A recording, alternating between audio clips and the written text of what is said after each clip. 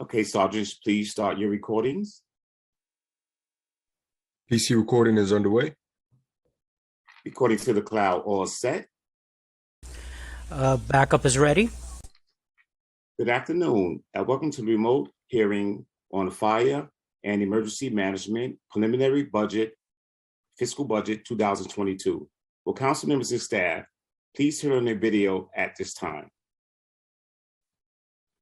Thank you. To minimize disruptions, please place your cell phones, electronics to vibrate. To send testimony, please send testimony to testimony@council.nyc.gov. Once again, that's testimony@council.nyc.gov. Chair, we are ready to begin. Thank you. Good afternoon and welcome to the fiscal 2023 preliminary budget hearing for the Committee on Fire and Emergency Management. My name is Joanne Ariola, and I am the chair of the Committee of Fire and Emergency Management. Today, we will review the fire department's and the New York City Emergency Management's fiscal 2023 budgets to understand how they address the needs of all New Yorkers. I would like to begin by acknowledging the tragic loss of the lives of dozens of New Yorkers from residential fires in this city, as well as 4 FDNY members since early December: probationary firefighter Vincent Malvo, Assistant Chief Alvin Suriel, Lieutenant Joseph Maiello, and firefighter Jesse Gerhard, who were all dedicated members who worked selflessly to make New York City safer. Our city is better for them having been part of the department. I would also like to acknowledge members of the New York City Emergency Management Team. They have been working incredibly long hours, operating 24/7 to monitor emergencies and to assist in emergency response, performing a job that often does not get the recognition it deserves. The fire department's fiscal 2023 preliminary budget totals $2.15 billion, with 17,301 positions. The fiscal 2023 preliminary budget has undergone moderate changes, increasing $36.5 million since its adoption. The department has had 3 new needs for fiscal 2022, totaling $70 million. And federal funding supports the majority of fiscal 2023 increases, primarily from the State Homeland Security Grant and the Urban Area Security Initiative Grant. The fire department's fiscal 2022 through 2026 capital commitment plan totals $1.34 billion and supports 291 distinct projects. As we have a new council and are following the peaks of the pandemic, this committee is in a unique position to discuss how essential the fire department's mission is to the city and how it can be improved. With hundreds of fire and EMS stations across the 5 boroughs, we should assess the need for fire and EMS resources throughout the city to ensure a proper emergency response and continue to look at how to best improve operations through the expense and capital budgets. This is my first hearing with this committee, and I'm excited for what we will accomplish over this term. And I look to build on previous hearings about energy storage systems, the city's fire code, the city's preparedness for weather emergencies, as well as future oversight hearings. There were new needs in the November or preliminary financial plans, including $55 million for uniformed overtime, $18.3 million for EMS salary increases, and $4 million to rent additional ambulances.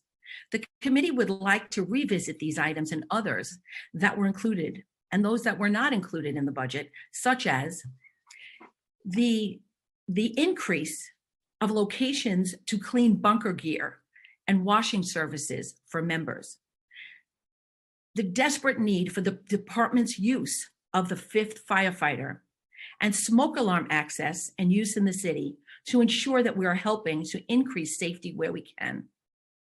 I would also like to discuss fire safety inspections, fleet services, vehicle maintenance, and the FDNY's contracting, as well as the Be Heard program.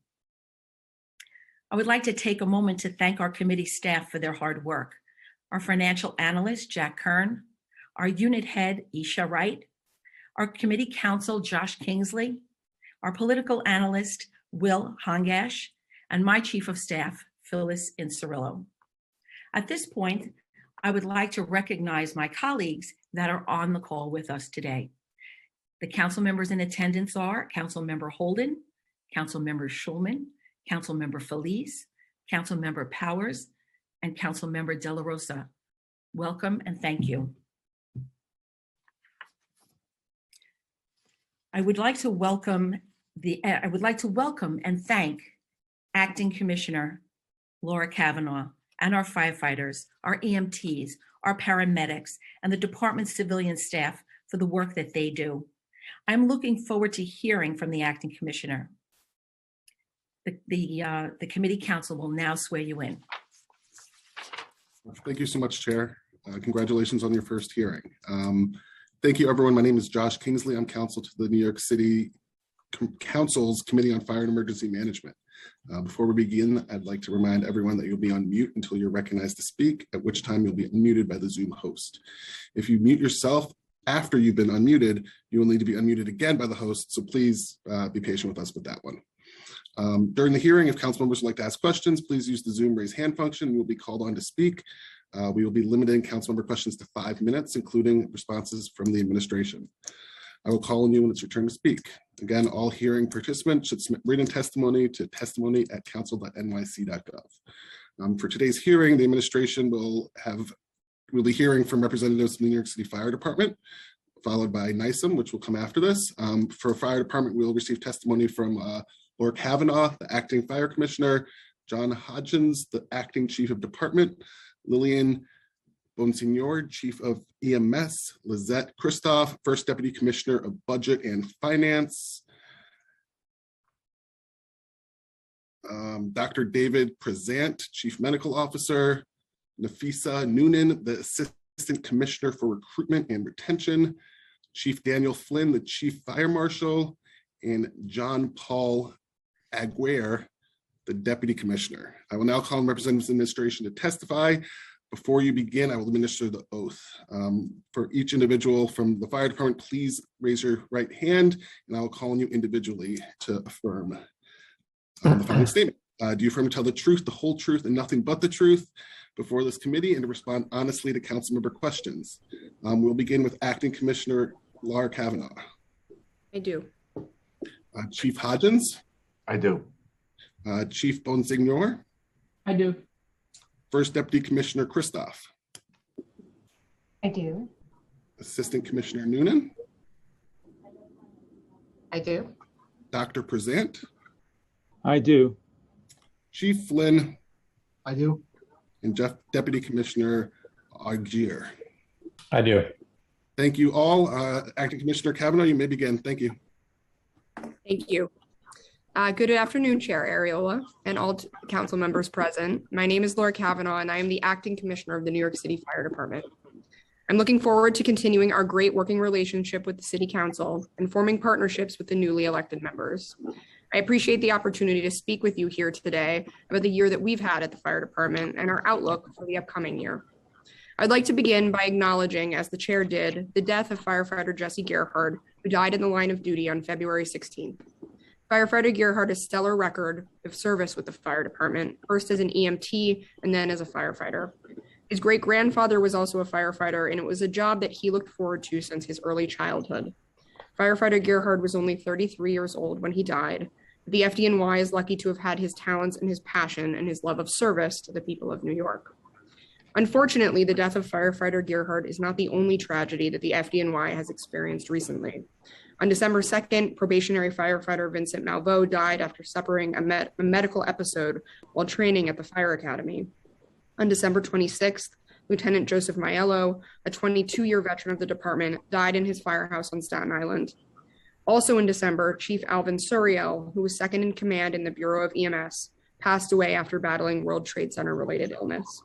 To date, 273 members of the department have died due to World Trade Center related illness. We mean it when we say that the members of this department are a family, and our family feels each of these losses acutely. Tragedy is an unfortunate but very real part of the job, both internally and among the community that we serve.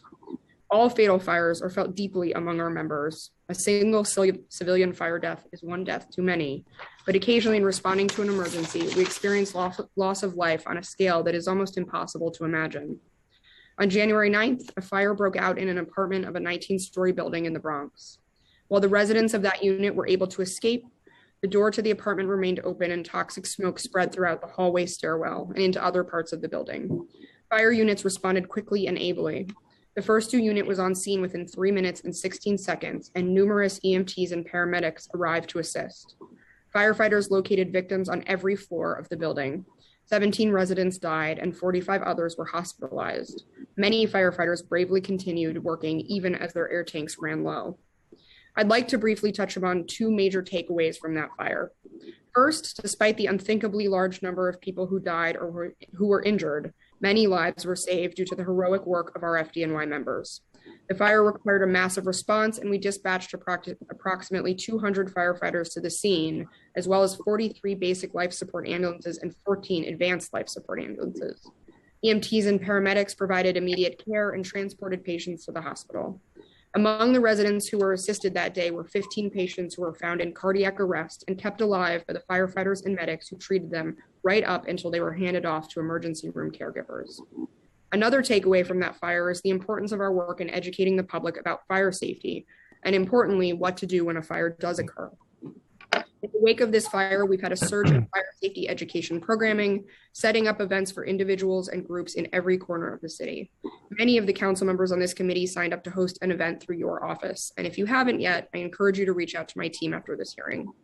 We've also produced and shared multiple public service announcements in various languages and partnered with the mayor's office and local media on outreach. But we also know that educating citizens is not enough. And through the New York City Fire Code, we require all residential buildings to maintain self-closing doors of apartments and stairwells. It is incumbent upon all building owners and landlords to make sure that their buildings are in compliance with those rules. To that end, we have been working closely with the mayor's office and with our partners in the Department of Housing Preservation and Development to dial up enforcement of those codes and rules.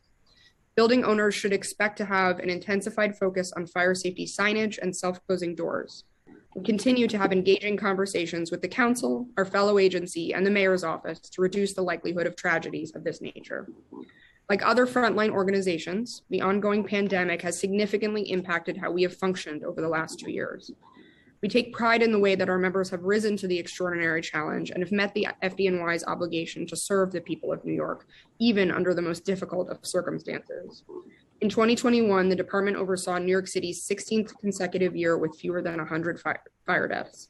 It is remarkable to think that as recently as the 1970s, the city regularly saw upwards of 300 deaths a year. In 2021, EMS members spent a second year on the front line of the pandemic, including as the Omicron wave swept through New York City. Medical leave was significantly higher than usual for long stretches of time as EMTs and paramedics became ill with COVID-19. And at one point, nearly 1/3 of all EMS members were out sick. However, we did what the fire department has always done. We pulled together and found a way to get the job done. For the second time during the pandemic, we called upon our regional partners and the National Ambulance Contract, and we're appreciative to welcome mutual aid partners to help get us through this tough period. It's always an honor when we can send members to assist others around the country, as we often do after hurricanes, flooding, and wildfires. That our fellow fire and EMS departments were willing to come stand with us when we needed it most is the essence of the concept of mutual aid, which we take very seriously. COVID also impacted the way that the fire department interacted with members of the public in non-emergency situations. Our fire safety education team pivoted from in-person presentations to giving remote programs online. In calendar year 21, the unit performed approximately 2,200 such presentations. Over 150,000 New Yorkers participated in these events, which were hosted by active and retired firefighters on topics ranging from fire safe cooking, fire safety for the holidays, fire safety for seniors, and messaging for children. In 2021, we teamed up with fellow city agencies, training 2,300 frontline child welfare staff at the Administration of Child Services and coordinating with the Department for the Aging to conduct educational programs in over 400 senior centers. We worked with our partners at the American Red Cross to give away more than 15,000 smoke alarms, including 5,300 home visits. The pandemic has also driven some changes in the way that we have approached recruitment and retention during the last year. After firefighter classes were delayed in 2020, we recognize that a significant proportion of the existing civil service list for firefighter remains untapped, and we have taken steps to extend the period in which we can draw from that list. In 2021, we processed 2 graduating classes of probationary firefighters. 46% of the members who joined the department from those classes are women or people of color. This is a critical first step in making sure the department reflects the city that it serves. We've also introduced some additional efforts to further reduce candidate attrition during the wait times for processing. In July 2021, we launched a stair mill program at the Fire Academy at Randall's Island and at FDNY headquarters, enabling firefighter candidates additional opportunities to strengthen their strength and endurance skills so that they are well suited to achieve the required endurance levels of the academy. We also created the Probationary Firefighter School Prep Program, which launched in October of 2021.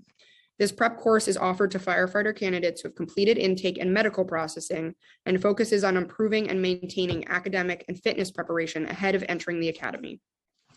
Like most city agencies, in the mayor's preliminary budget, the fire department was asked to institute a program to eliminate the gap. We know how important it is to the people of New York that tax dollars are spent wisely and that expenditures are made thoughtfully. Tasked by Mayor Adams to find efficiencies, we took a careful look at our spending and were able to come up with several savings adjustments for a total savings of approximately $75 million over fiscal year 22 and 23. The largest saving among the fire department's PEG targets in this budget are an upward revision of projected EMS revenue and a vacancy reduction plan. We recognize EMS revenue above our previous target in the amount of $19.3 million in FY22 and $15.3 million in FY23 and out years. This reflects an increase in the number of transport that we perform and will not require any change in rates. The department will also implement a civilian vacancy reduction plan that will save nearly $13 million in FY22 and out years. We will eliminate nearly 50% of all city-funded civilian vacancies. While we recognize that this is not an easy task, we will do so while ensuring that we do not impact service levels. Other components of the fire department's PEG include smaller but significant savings, grant reimbursements from the federal government in the areas of fringe costs, as well as an adjustment related to storm deployments that will yield $3.6 million in FY22 and $4.6 million in FY23. The preliminary budget reflects a modest funding of new needs, mostly in aligning funding with actual costs. Funding for uniformed overtime is increased in FY22 by $55 million to help close the gap between funding and the department's actual overtime use. The department will also receive an additional $14 million in funding for fleet services, which reflects our actual spending on items such as repair materials and auto parts. As was already mentioned by the mayor in connection with his subway safety plan, the city will expand the Behavioral Health Emergency Assistance Response Division, or BHERD, pilot. BHERD teams use physical and mental health expertise to respond to individuals experiencing crises, to de-escalate emergency situations and provide immediate care. EMS members work in this program with colleagues from Health and Hospitals, the Department of Health and Mental Hygiene, NYPD, and the Mayor's Office of Community Mental Health to provide care and coordinate support for patients presenting with mental health and substance use challenges. We also pay particular care to the mental health needs of members within the fire department. EMTs and paramedics continue to experience the front lines of COVID and other crises in the field every day. Firefighters put their own lives on the line and experience trauma responding to fires and medical emergencies. And our entire staff, uniform and civilian, are bearing the weight of the pandemic, of disruptions to their normal lives, and of current events around the world that hit close to home. Our counseling services unit maintains a 24-hour hotline so that members have the option of speaking with a live counselor at any time of the day. In 2021, CSU added 92 EMS-trained peer support counselors who proactively visited firehouses and EMS stations. The department continued performing targeted outreach to members who were quarantined or isolating with their families. CSU members played a critical role in the aftermath of the tragic Twin Parks fire in the Bronx, providing support for members who experienced trauma. We take this effort very seriously, and we know that in addition to providing top-notch physical care for our members, it's also critical for us to provide mental health support.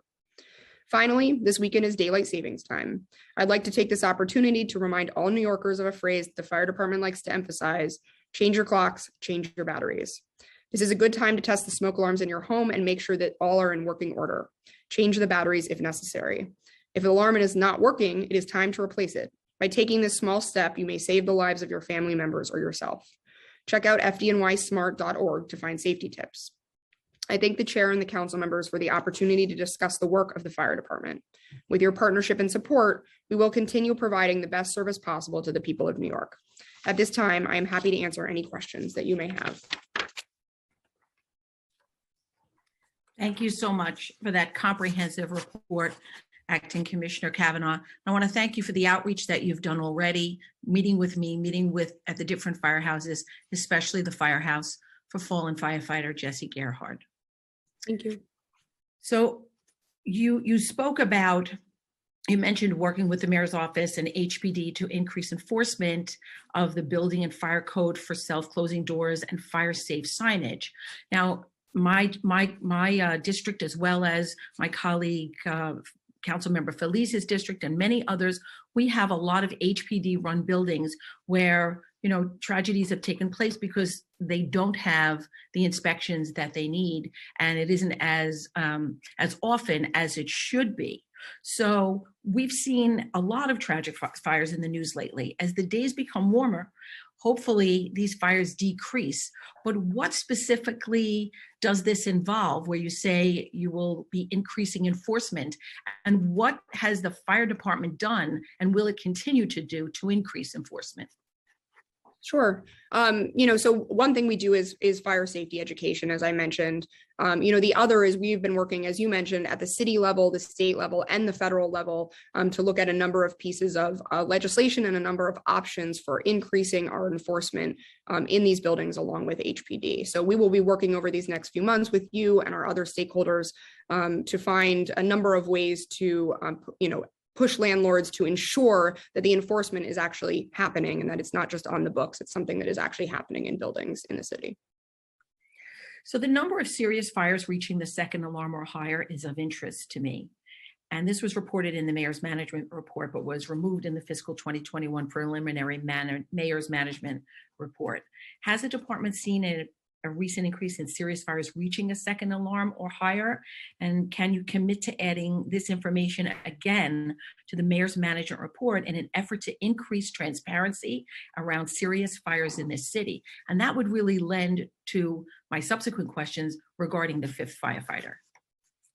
Yeah, as we discussed, we can definitely look at that and see whether or not that makes sense. I'd like to hand it over to the chief of department in a minute to talk a little bit about how we set the threshold for a serious fire. I will say, this has been a busy winter, as you mentioned. Winters do typically bring more fires than the warm weather. And we've seen a little bit of an increase, but we are monitoring that to see whether or not that's an increasing trend or just a number of fires this particular winter. But I'll ask the chief of department to expand a little bit on the threshold that we use for serious fires. Thank you.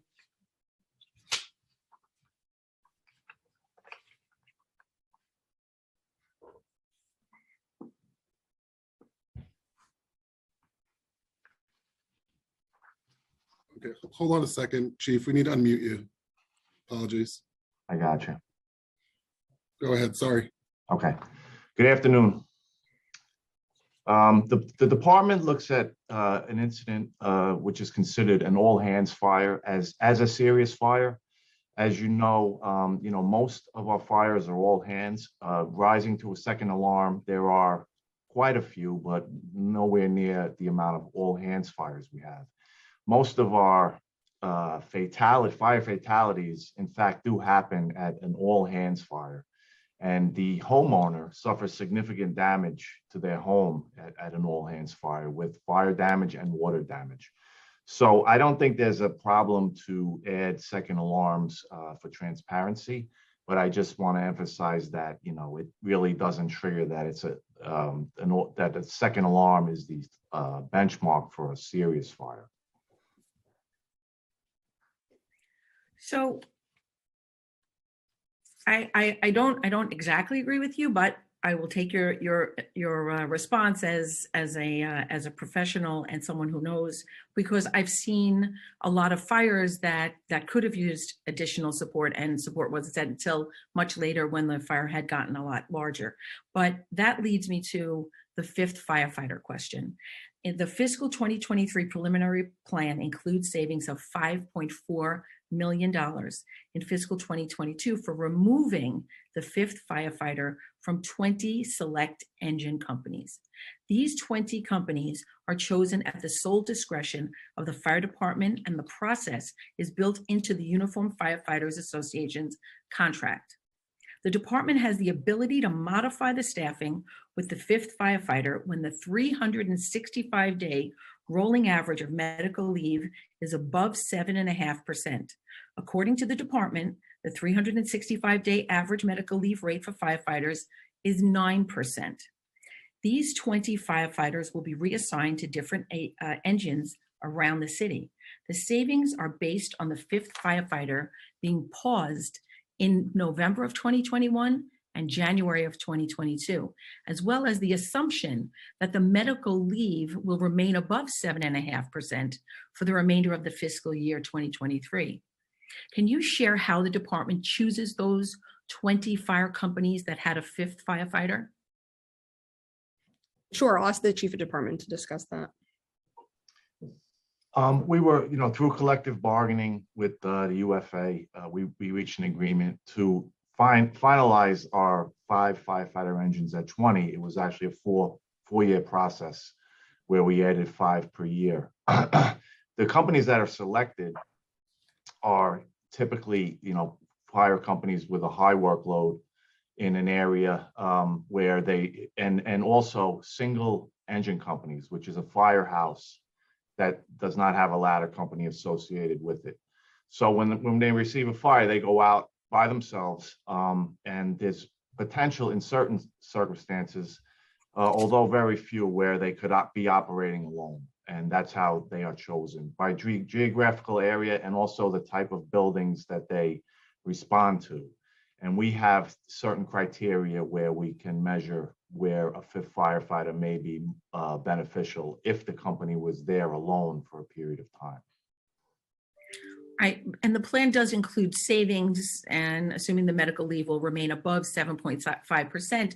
And, prior to this reduction in the percentage of Omicron, we can understand why the amount of people who were out was higher than 9.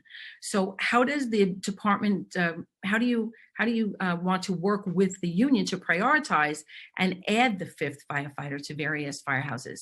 How will you work with the union to make sure that happens, especially in areas that have large buildings, which my district has, and many of the council members on this call and have in this hearing?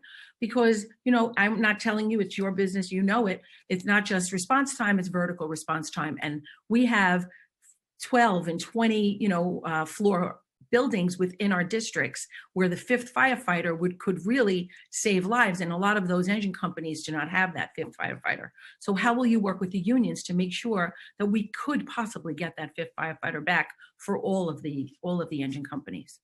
Yeah, we definitely do work with the union and are going to continue to work with the union to lower medical leave. So, that's a projection by OMB, but if we do drop below that projection, we will return the fifth firefighter to those 20 companies. And so we'll certainly be working with the union to see if there are ways to lower medical leave and get below that threshold and meet the contractual requirements so that we can return the fifth firefighter. And as you heard the chief mention, and he can expand upon that, when medical leave is above 7.5%, and we are required by the contract to remove the fifth firefighter, we do assign additional resources often to those jobs in order to ensure that there are enough members on scene to address the condition that they're responding to.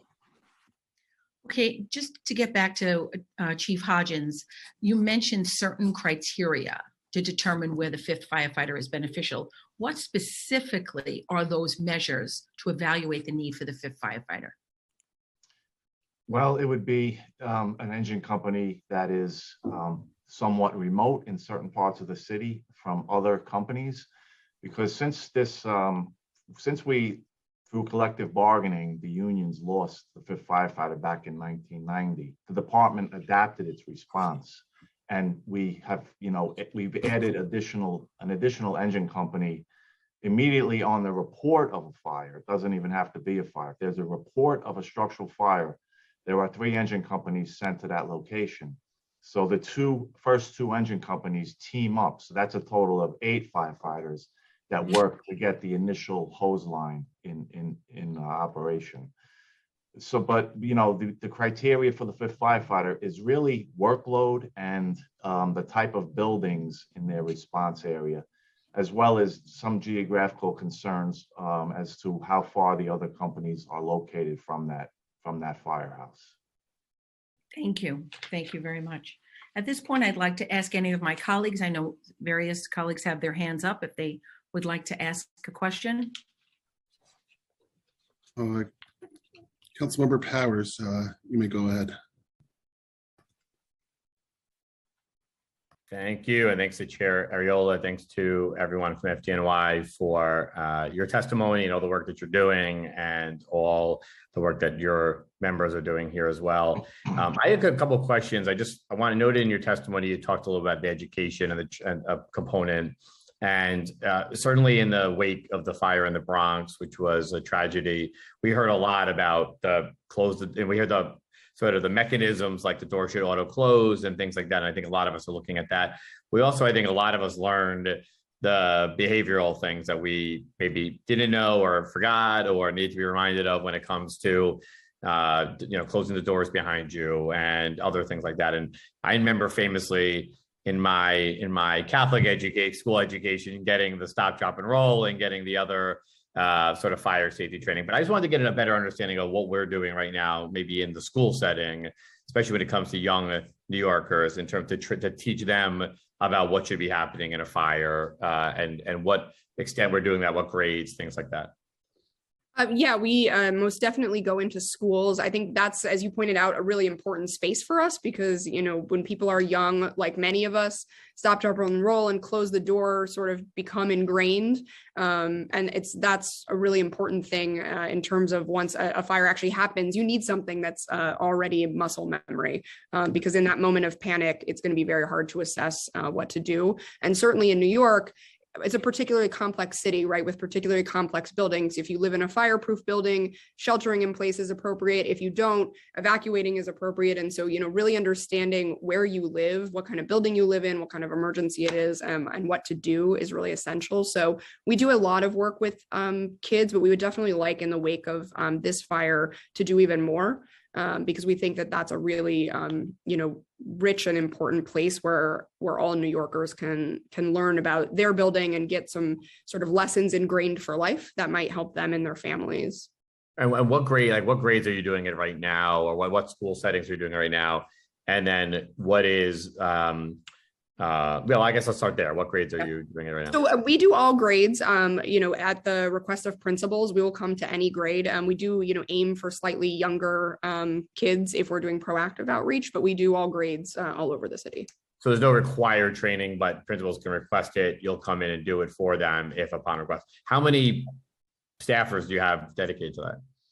So we have a relatively small dedicated unit that includes retired members, but we can dispatch local companies as well when they're requested. So we use our day-to-day operational resources if they're available to fill in where the fire safety unit may not have enough people. Is there any requirement at all around training, education in the school setting?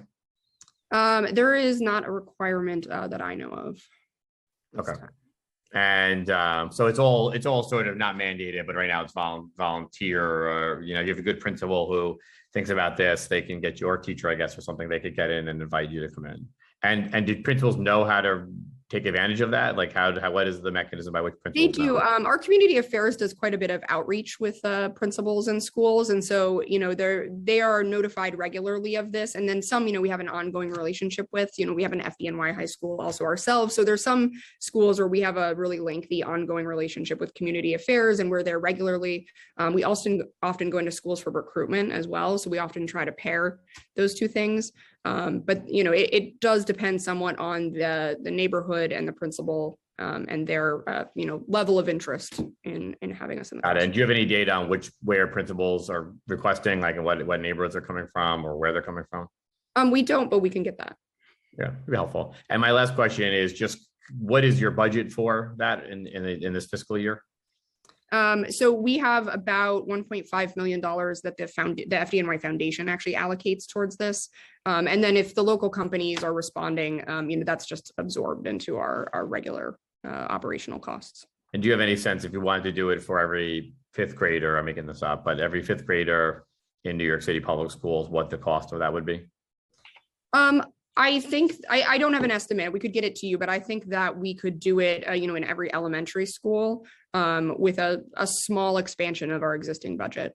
Because between operations and the fire safety education unit, I think that we could get a quite wide reach throughout the city. Okay, and that money right now is just coming from the foundation right now? Correct. Yeah. Okay, appreciate it. Thank you. My 5 seconds, I'll give back to the chair. Thanks to Chair Ariola for giving me time. Thank you. Thank you. Okay. Thank you. Appreciate the questions. I just have one final follow-up question on the fifth firefighter, and then I'll move on.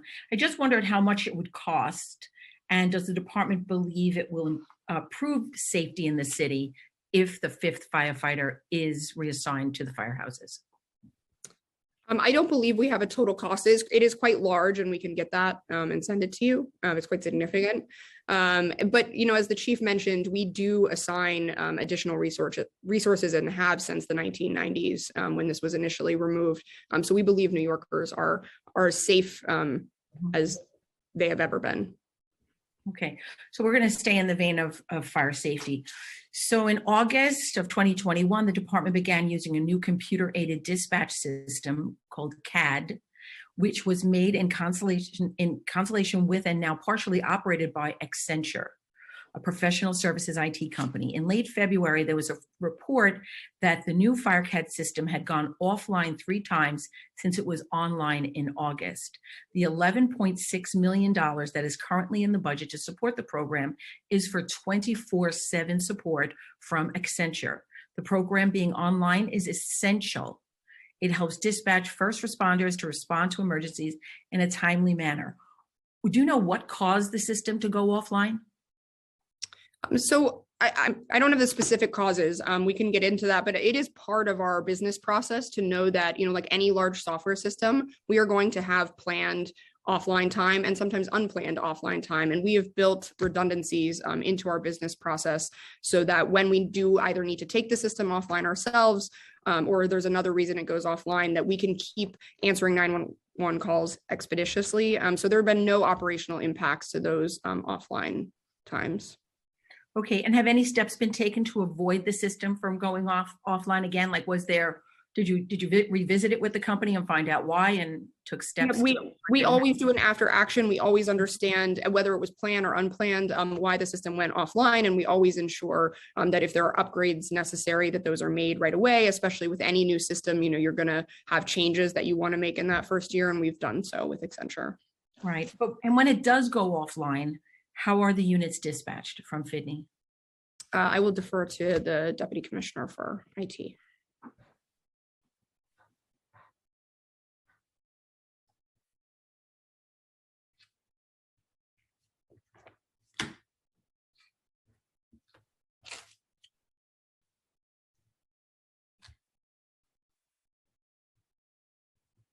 I think he's stuck on mute. I can say in short, we have a manual process for both fire and EMS that ensures that they can always dispatch. Hello. Sorry, Commissioner. Sorry, Chair. That's fine. Yeah, so let's be very specific about what we're talking about. So we're talking about the FireCAD, so the fire side of our business. We do have multiple redundancies, and we can talk offline about what they all are. But at a very high level, we would be on the FireCAD application, which would be the main application. If we had to fall back to a redundancy, it would be something that we call CMO, which is a local server to the dispatcher. So they are actually still dispatching with the aid of IT. And then beyond that, it would fall to a manual process. Thank you. Sure. So earlier, Councilmember Powers spoke about education and prevention, and the department has previously put out information that smoke alarms are the single most valuable life-saving device that New Yorkers can have in their homes. And we have seen a number of civilian deaths in the last few months. What is the department doing to ensure that New Yorkers have smoke alarms and that smoke alarms are operational?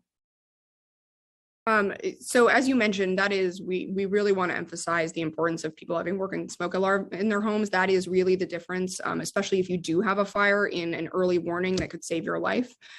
So we do a lot of outreach. We give away a number of smoke alarms every year with our partners, with KIDA and others. We help do installations via the Red Cross.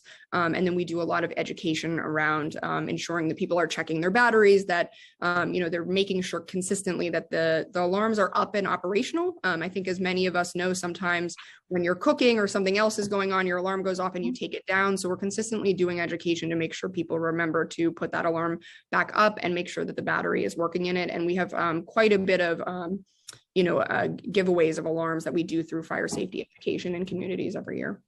That's a much needed program that you have and welcomed within the communities. Would you just happen to know offhand what the percentage of homes in New York City who did not have any type of fire alarm within them had serious fires?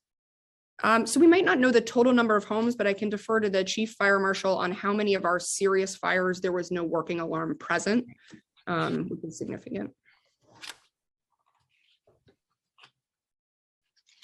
So as of in 2021, we had 46% of the fires that we investigated had present and operational smoke detectors. As the commissioner stated, there are other times where we find the smoke detector is present but not operational. That's actually 14% of the time. So to answer your question, Chair, the time when we have it present and operational is 46% of the time. Thank you. I will yield my time right now to Councilmember Holden, who has his hand up. Thank you, Chair. Thank you so much for this, and thank you, Commissioner. Just a few questions on the starting salaries from EMT workers versus firefighters and paramedics. There's a starting salary of $39,386 for an EMT worker. Has the department ever looked at pay parity? Like, what would it cost to have an EMT worker as the same starting salary as a firefighter? Have you looked at that at all? Because after 5 years, the average pay for a firefighter is over $85,000. For an EMT worker, it's less than 60, which seems to be a problem, I would say. Try to make a living on $39,000 in New York City. So have you worked on the numbers on this? What would we'd have to put in the budget extra to bring pay parity to EMT workers? So it is, I could say it's something we've looked at extensively. I was extensively involved in the last round of contract negotiations with the EMS union. And as you know, we were able to get them a significant raise in that round. I know that's just the beginning and there's more to be done there. But that is something that I personally care very much about. But that is a matter for collective bargaining. So it's not something that the department has looked at in terms of our budget or that we could ask for in the budget. It is a matter that has to be negotiated as part of collective bargaining. And so, we did that in the last contract negotiation. The fire department executives like myself were at the table because this issue mattered very much to us. And we plan to be in the next round of bargaining as well. But I do think it needs to be looked at because it's in the best interest of the department to pay people a fair wage. Collective bargaining aside, we as council members, it's been a problem in the council. People have recognized this, that we need to bring EMT workers up to a living salary. And right now that is not. And even after, like I mentioned, 5 years, there's quite a difference between a firefighter. And we just learned about the EMS workers, what it means during the pandemic to have the personnel, on the job and what they provide for New Yorkers, life-saving emergency service that is crucial, especially during the pandemic. So we did learn a lesson, and I think we should address that in the upcoming budget. Aside from that, on the self-closing doors, how often are inspections done on buildings, on high-rise buildings, especially on residential buildings? And who does them? Yeah, I mean, I can only speak for the fire department. Obviously, there are a number of agencies that inspect buildings in the city of New York.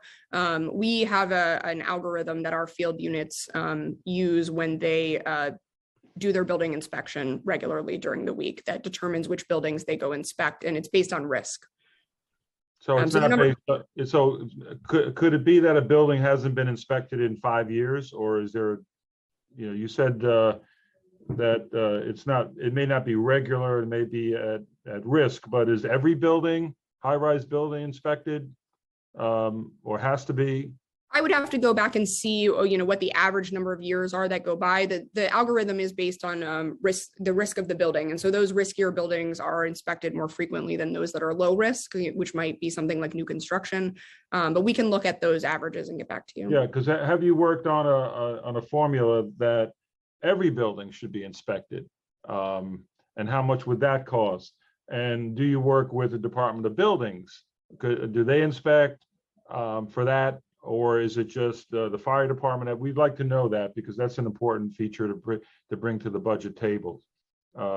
Because if we do see these catastrophic fires, that because a door didn't close, I mean, that's an easy fix, and that's an easy fix by just sending an inspector to check it, or requiring, even if it's self-certification, like let's say the building has to prove, the landlord has to prove that these have been installed and they're working to some, maybe an architect or someone else. But there's ways to address it, rather than just, if we don't have the personnel, then maybe we need to hire the personnel.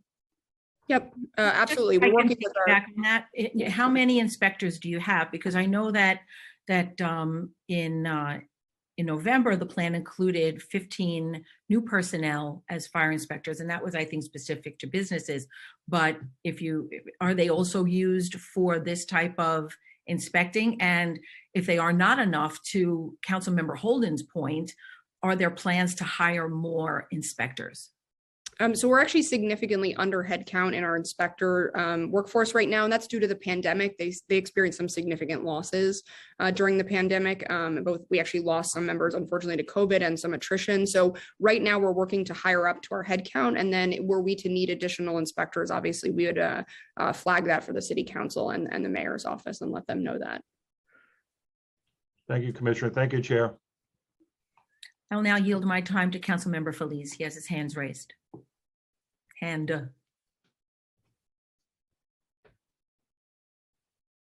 you so much, Chair Ariola. Good evening, good afternoon, everyone. I'm Councilmember Oswald Feliz. I want to start by thanking the FDNY for the work that they do in our city. I represent the 15th Council District in the Bronx, a district that was affected by the devastating Twin Parks fire. And that day we saw firefighters running towards danger, running towards a building filled with smoke to save the lives of innocent people that they had never, ever met. And for their work, our entire city is extremely grateful and thankful and very lucky to have, the FDNY on our side. Thank you. Yep. I have a few questions that are aimed at helping develop future fire safety legislation. Earlier today, my colleague, Councilmember Keith Powers, touched on fire education. Going back to that topic, we briefly talked about fire education initiatives in our schools and also in our communities, just to make sure that I have the information correct. So the total budget for fire education is $1.5 million. Is that correct? So that's correct, out of the foundation. And so that funds like materials and smoke alarms and some of our retirees. We do fire safety education through our active field units. So it doesn't have a separate budget line, but all of our firefighters are dispatched regularly to go do fire safety education. It just doesn't have its own budget line. Okay. Can you give us a comprehensive summary of our entire fire safety program? For example, do we do TV commercials as we do for COVID-related notices and purposes? We do. So we have in-person events. We also have a number of online events. And because of COVID, we did actually expand our online offerings. We have a website, fdnysmart.org, that people can go visit to get a lot of this content. You can see on their curriculum for teachers that might want to include it in the classroom, videos for parents. We try to do targeted audience for children, for seniors. We have services available in multiple languages, which is essential in New York City. A number of our fire safety educators are also bilingual. And we do a number of PSAs, especially in the wake of some of these large and tragic fires, such as the one in your district. We were able to work with the mayor's office to really expand the public safety announcements throughout the city. So we do quite a bit of comprehensive education, but always looking to expand that and always looking to do more, and definitely looking to work with local communities because, it's really the local community that knows the best way to reach the most vulnerable populations. So very, I know we've worked with you a lot and very happy to keep working with you and the other council members here to do that. Thank you, and likewise. Second question. So we've had a lot of fires in our city, especially this year, and many of them have had different causes. Some of them, like the one in my district, due to the use of space heaters. Others due to the fact that some families or some people are bringing electric bikes to businesses and leaving batteries charging overnight. We actually had a similar fire in my district earlier this year. So just curious, what would you say are the top 5 causes of fires in our city? And I guess we could just talk about fires this year so far. What have been the 5 top causes?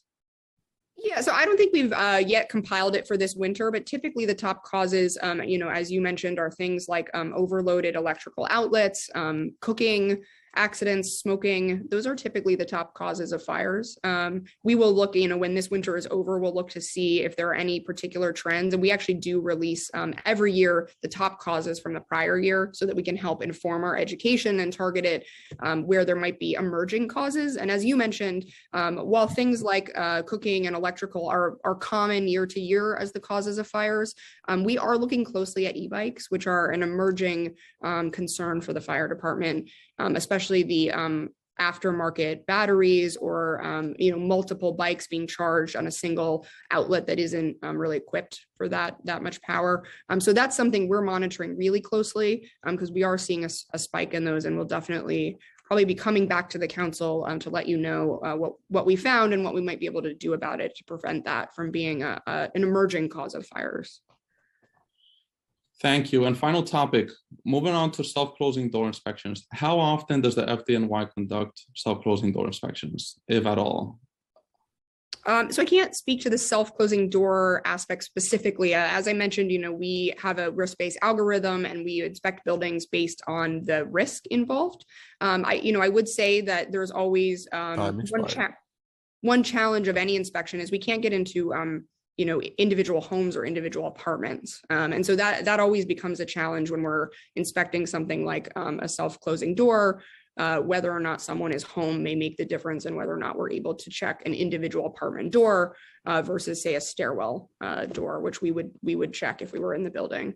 So that's what, we are working with HPD and other agencies, and obviously yourself, on some additional legislation and some additional ways to help work with landlords to actually check those. If I can just interject, Acting Commissioner, what is the fire department doing compared, away from HPD, away from what the city council could provide in funding, but what are you doing with your current budget to ramp up these inspections? They obviously need to be made. Most HPD buildings are non-compliant, and the ones that I've gone through my district as well, are non-compliant and do not become compliant until we as council members make the complaint. So I just think that you need to look at your own budget. We will look at what we can do, but we need to increase the head count and we need more inspections. I'm sorry, Councilmember Felice, have you finished or you have another question? One final question. So let's say there is a self-closing door inspection and a violation is detected. What happens next? Does the FDNY notify HPD, or does the FDNY take a different enforcement process? I'm not sure if the chief of department wants to answer that. If not, we could get sort of the workflow of how a violation is cured on behalf of the fire department and get that back to you. So I'll just say that when we do an inspection, we have different mechanisms to enforce the violations. The first choice is that we leave a notice with an occupant or landlord of the violation, and we give them a specific amount of time in order to cure the violation, and we come back and re-inspect. And the other, if it's falls into a more egregious category, is we give which is a NOV fire department summons, and that is also the occupant or the landlord has a period of time in order to cure that, and if they could get that done within 30 days, we will also dismiss that charge. But that is really the main for things like closing doors and basic fire prevention violations. We do just notify and we re-inspect it to make sure that it was done. If it wasn't done, then we have a criminal summons, which is, issued in response to that. But we do give them a chance to cure the violation. Got it. Perfect. Well, I appreciate all the information. Thank you so much. No more questions on my part. Thank you, Councilmember Felice. I'd just like to note that Council members Riley and Carr have joined the hearing. I want to just touch on a couple of things. Councilmember Holden mentioned about the lack of pay parity for the EMS workers. Does the FDNY support pay parity for EMS workers? The FDNY definitely supports making sure our EMS workers are appropriately compensated.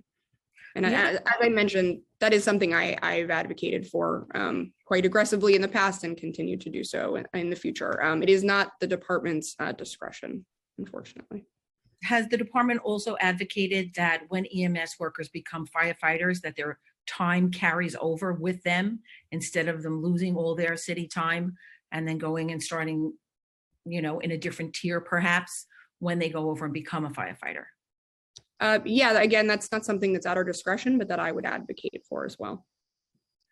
Okay, so we've talked a lot about fire safety and additional personnel, both at the fire companies and for community outreach. But I'd like to switch gears now. We've talked about the mental health of our firefighters and their peer programs and what's being done. Is more money going to be put into programs like that so that firefighters who have had probably the most stressful year of all, EMS, EMT, and firefighters, have you created any type of resources that will be equally distributed for uniformed firefighters and EMS members to receive mental health care?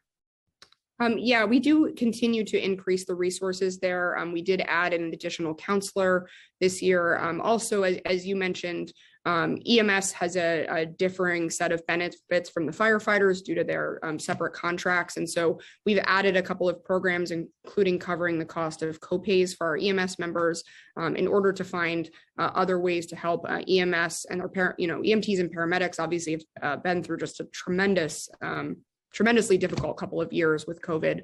And so we've tried to find a number of ways to help ensure they can access the same level of care as our firefighters. And it's something that actually, the union is a great advocate on, and we meet with them regularly and continue to hear from them about additional resources that we can put into CSU specifically for EMS, including some additional EMS officers and peer counselors. Okay.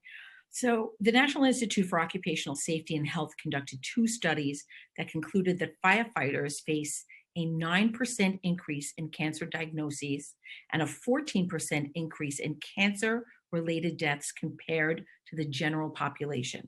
What is the department doing to decrease those figures with firefighters? That is definitely accurate. Cancer is unfortunately a really serious risk and a much higher risk for our firefighters. We are increasing the cleaning of our bunker gear. We've started a number of campaigns. One is called, Clean is the New Salty, to encourage our members to regularly decontaminate their bunker gear. And I know, something that we've talked about is working with the council to fund additional washing locations for that bunker gear, which is definitely something that we're interested in. Right. Okay, that's great. So let's then switch gears to our fleet service and vehicle maintenance. So as a service-oriented agency, the department relies on its fleet and vehicles to respond to emergencies. The maintenance of these vehicles is of paramount importance. With rising prices, supply chain issues, and the aging fleet, the department has increased its fleet service budget by 34% since the budget was adopted to keep up with these changes. The department has had to rent ambulances in fiscal 2022 to meet operational demands. What strategies are being taken to ensure the fiscal 2023 and out-year fleet services budget is appropriately funded? So as you mentioned, the supply chain issues that are affecting so much of the country have been very impactful for us in fleet. We have found some creative ways to make it through this period through rentals, but it continues to be a challenge that we're on top of. I'll hand it over to Commissioner Kristof if she wants to add anything about the additional funding that we've put into fleet to address these issues.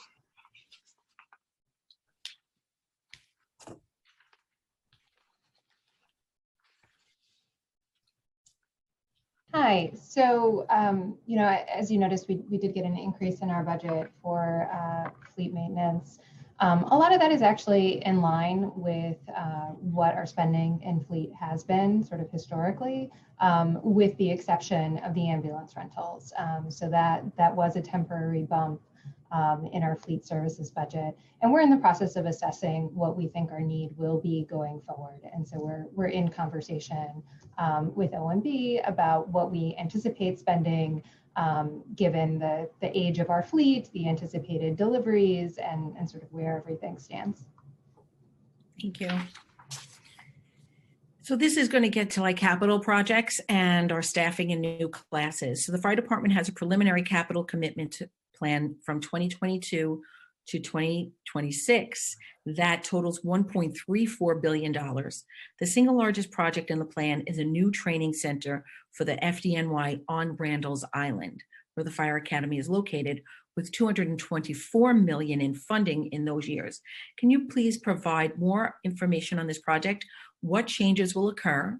Larger class capacity, technological upgrades, and is the department's constructing any new firehouses and EMS stations?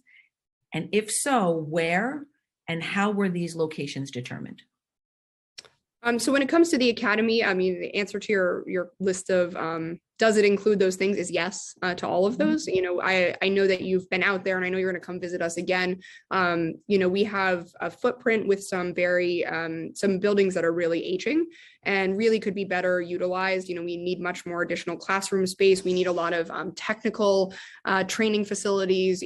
We have the subway simulator and some other things, but we need more technical facilities at our disposal because, as the city grows more complex, so does our operational response. And thus, so does the training that we have to provide to our members to ensure that they're safe when they operate. So all of that is going to be part of this, sort of redo of the academy, and actually be happy to bring you guys out there sometime and walk you through and give you some sense of what we think it could look like, the new technology, the new building, and some of the new facilities that we'll be looking to build over the next few years. And then on the new firehouses and EMS stations, I'll hand it over to Commissioner Kristof to go through what we currently have planned.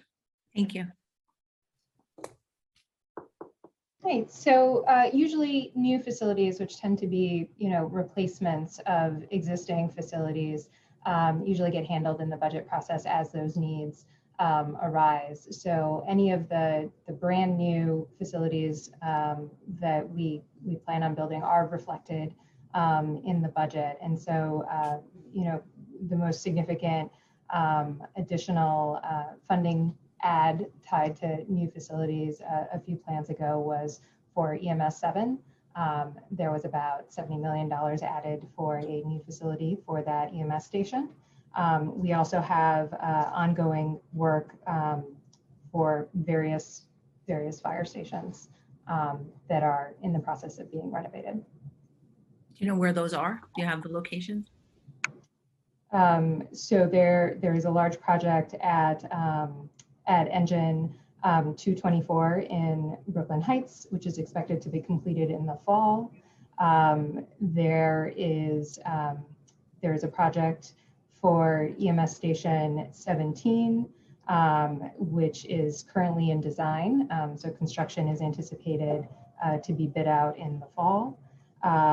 There is a project for Engine 268 in the Rockaways, which is expected to go out to bid later this year. And we also have a significant project coming up for Engine 287 to reconstruct that facility after the existing facility was damaged due to some adjacent construction. Okay, great. And congratulations, by the way, on yesterday's graduation of the probationary firefighters. And in that vein, I just wondered, what is the current status of the firefighter hiring class? Like, I know this one graduated, but when will there be the next class? When will the next exam be offered? So the next class will be going in on March 28th, quite soon, because as you know, we are under headcount and we're looking to catch up. We're not quite sure at this time when the next exam will be given, because we do need to extend this list because it was not utilized during the pandemic. So we can get back to you once we have a date for the new exam, but it will be a couple years out. We still do have a significant portion of this exam of members on the list of this exam that we need to work through. Okay, and what is the department's goal for a head count? What do you see as the goal? We'd like to be at headcount, which is not something that we have been at for some time. There's a very, very brief moment right before the pandemic that we actually reached headcount, and then we went back under during the pandemic. So we're very eager to reach a firefighter headcount. Okay, great. I just want to mention that Councilmember Yeager has joined the call. And also, as long as we're talking about firefighters, I'd like to talk about the EMS, and that the department offers an exam that gives members opportunity to become a firefighter. As this is moving members from one area of the department to another, this will clearly have a big swing on staffing levels. As the department is currently overstaffed at an EMT and understaffed in uniform levels, is this transition happening soon? And how will the department backfill EMS positions and ensure services are not negatively impacted? So the promotional exam, as it's called, from EMS to fire, is given around the same time, right before the open competitive exam. So one was given fairly recently, and that list has for the most part been exhausted. So another one won't be given for some time. So right now that is not, you won't be seeing a number of people moving from EMS to fire. We are looking at there were significant, impacts, as you mentioned, when we move a number of people from EMS into fire all in once in these large classes of 300. So we are looking towards the future to see if there's a different way to do this that does not have so much impact on EMS when that exam is given. And we have a number of years to plan for that. So we're starting that planning now. Okay, great. I want to make mention that Council Member Brewer has joined us. And Josh, if you want to check with the council members, if there are any questions they'd like to ask.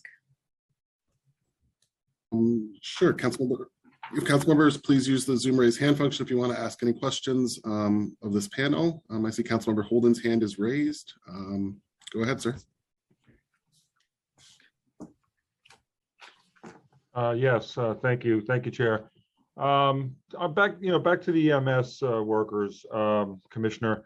From 2018 to 2020, the number of assaults on EMS members increased from 125 to 323, with a 5-year average from 2016 through 2020, the average was 178. So what does the department currently do and offer to EMS members to protect them during emergencies? For instance, are there training sessions offered? Yeah, I should say that We take this incredibly seriously. Any assault on one of our members, is absolutely unacceptable. And I will hand it over to Chief Bonsignor to talk a little bit more about some of the additional measures we've taken to address that. Hey, good afternoon, everyone. This, as the commissioner says, an incredibly difficult situation for EMS. Times are tough, and we are seeing increase in assaults, and we're trying to do what we can to make sure that people are adequately trained to keep themselves safe. One of the things that we've been able to do recently is start to give all of EMS de-escalation and self-defense training. So we're in the process of doing that now. We expect that the entire EMS service will be trained in de-escalation and self-defense by the end of next year, this year. What about 2021? We didn't get the numbers for 2021. Has it still continued to rise in the assaults on EMS workers?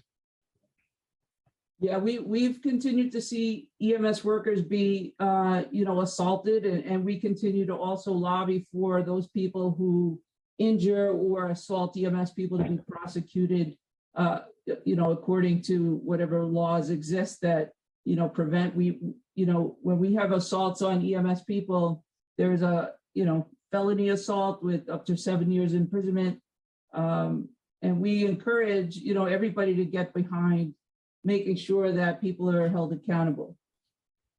But in the way of protection, other than self-defense, are there any consideration for giving the unit mace or some other ways to protect themselves during an assault? No, we haven't considered mace. EMS are people who give medical help, so we're not in the business of hurting anyone. What we do is we talk very, very much about, making sure everybody understands that retreating away from danger is the way to go. Teach them how to protect themselves should they get into an environment where they can't escape right up front. We've also been able to find funding recently to get a replacement ballistic vest to everybody in EMS. Everybody in EMS has a ballistic vest. Some of these vests have been not replaced, and it was due to funding. We were able to find funding for that. So we're in the process now of getting everybody a renewed ballistic vest that is over the age of 6 years old.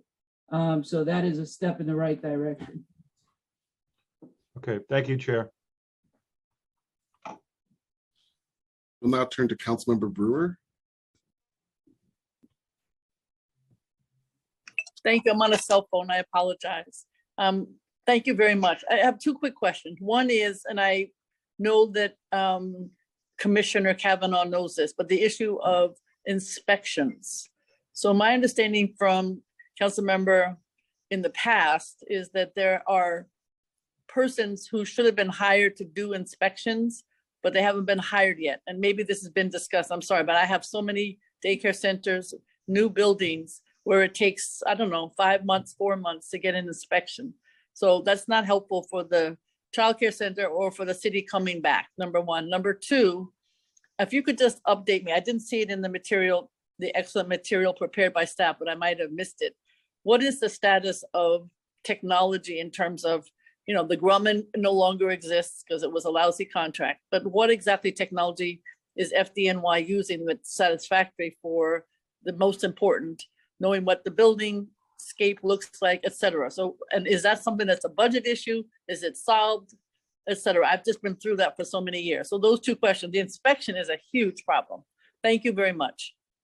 Sure. I could not agree more that, long wait times are unacceptable for businesses, and especially, essential businesses like childcare, and just, the restaurants and all the small businesses that we need for the city to come back from COVID. So we have actually brought in a number of additional resources. We've actually put together a 10-point plan, and we are working with Mayor Adams' administration and the Department of Buildings to immediately begin tackling our backlog of inspections that built up under COVID. That includes, things like hiring up a number of additional staff members, but also utilizing cross-agency resources with the Department of Buildings and other agencies to ensure that we can tackle those things now, and including new technology. We got a new software system in the Bureau of Fire Prevention, and that is going to be a huge boon for being able to find efficiencies, and especially for businesses to be able to get sort of a one-stop shop for whatever inspections they need from the city, so that it's not as much of a frustrating experience for them. So that's something, it's a number one priority of ours that we're tackling head on, to make sure that those wait times go down drastically within the next few months. And then on technology, so we have done a number of things on technology. I think one of the most interesting ones that addresses what you're referring to in terms of situational awareness for our first responders. They have devices in their hands now that have an application on it that actually allows them to see, as they're arriving to an incident, additional information about that building. And the great thing about this application is it can grow as the city grows and as more information becomes available. So as more things are put online about certain buildings, we can add those into that application and actually have our first responders know as much as possible about a building or a site before they arrive there and before they enter that building, most importantly. Does that system have a name? Obviously we know what it was before, but what is it actually called, the current system? Well, the application I'm referring to is the incident command application, and that's available on sort of any common, we can put it on any common smart device. It's not necessarily proprietary just to the fire department. The application is, but it can be put on any device. It doesn't need a special piece of equipment. As you referred to in the past, we often had a specialized piece of equipment. We don't need that anymore. We can use just like, say, an iPhone and put this application on it. Okay, all right, thank you. Mm-hmm. Thank you, Councilmember Brewer. If any other council members have questions, please use the Zoom raise hand function. I believe if not, we will move on to the next panel, which will be the New York City Emergency Management. Seeing no other questions from members, I'm going to pass it back to the chair, and we could then move on to NISM. Go ahead, Chair Ariola. Thank you, Josh. I want to thank everyone for coming. I want to thank everyone for your insightful questions and the important questions. I think that Commissioner, you see a common thread here in safety and education and staffing and making sure that our firefighters are kept healthy, both mentally and physically, with putting more stations where they can clean their bunker gear more quickly and more frequently, so that they're not breathing in the carcinogens. I think you realize that our EMT workers need parity in their pay, and when they do become firefighters, that they need to be able to bring that time that they accrued when they were EMS workers with them to the fire department, just like we do in any city agency. I think that you understand that we do back the FDNY. We want to see your fleet and your maintenances and everything to be kept up to snuff. We need to have fire department out there. We need the fifth firefighter. We need to be creative, my fellow colleagues, in getting that fifth firefighter back out on at the different engine companies. We need to work on structural fires. We need to work, Councilmember Felice and the Twin Parks Task Force that I'm involved in with him. We're going to work so hard to make sure that the deaths that took place in his district never happen again. And I look forward to that, Councilmember Felice, and I'm honored to be on your committee. We need to work together. We need to make sure that the fire department is getting what they need. But more importantly, to speak to what Councilmember Brewer said, we need to make sure that when funding is appropriated, that it is spent and people are hired and people are put out to do what they need to do. And it's not just sitting in a pot somewhere or people waiting to be called from a list. The way that, we need more firefighters. I'm so happy about the group yesterday that graduated, and I wish them nothing but good luck and health and that they should remain safe. We want to see more probationary firefighters coming. We want to see more EMTs coming. I know that you said that there's no real, no plan for EMTs to advance to the FDNY. We want to incentivize our people who work for the city of New York, especially as first responders, to cross over, to become firefighters from EMTs or vice versa. So for those and so many other reasons, I think this was a very productive first hearing. I look forward, as I said in my opening statement, to more productive hearings and really identifying what was not done in our last session and bringing to light things that need to be done in this session. So for that, I'm honored to serve here with you. I'm honored to be your chair. And now we're going to move on to emergency management. Thank you so much for coming on. Thank you. Thank you so much, Chair. Next panel to testify will be representatives from New York City Emergency Management. I see we got some of the folks there. Following emergency management, we'll have opportunity for the public to testify. So thank you for bearing with us as we go through emergency management. Commissioner, I see yourself and, okay, I see all three people here. Great. So I'm gonna, okay, apologies here. So for New York City Emergency Management, we will have testimony from Commissioner Zach Iscol, Christina Farrell, who's the first deputy commissioner, and Stacy Rosenfeld, who's the chief financial officer. Before we begin, I will minister the oath. So I'll call on each of you individually to affirm. So please raise your right hand and affirm to tell the truth, the whole truth, and nothing but the truth before this committee, and to answer honestly to council member questions. Commissioner, go ahead. I do. First deputy commissioner. I do.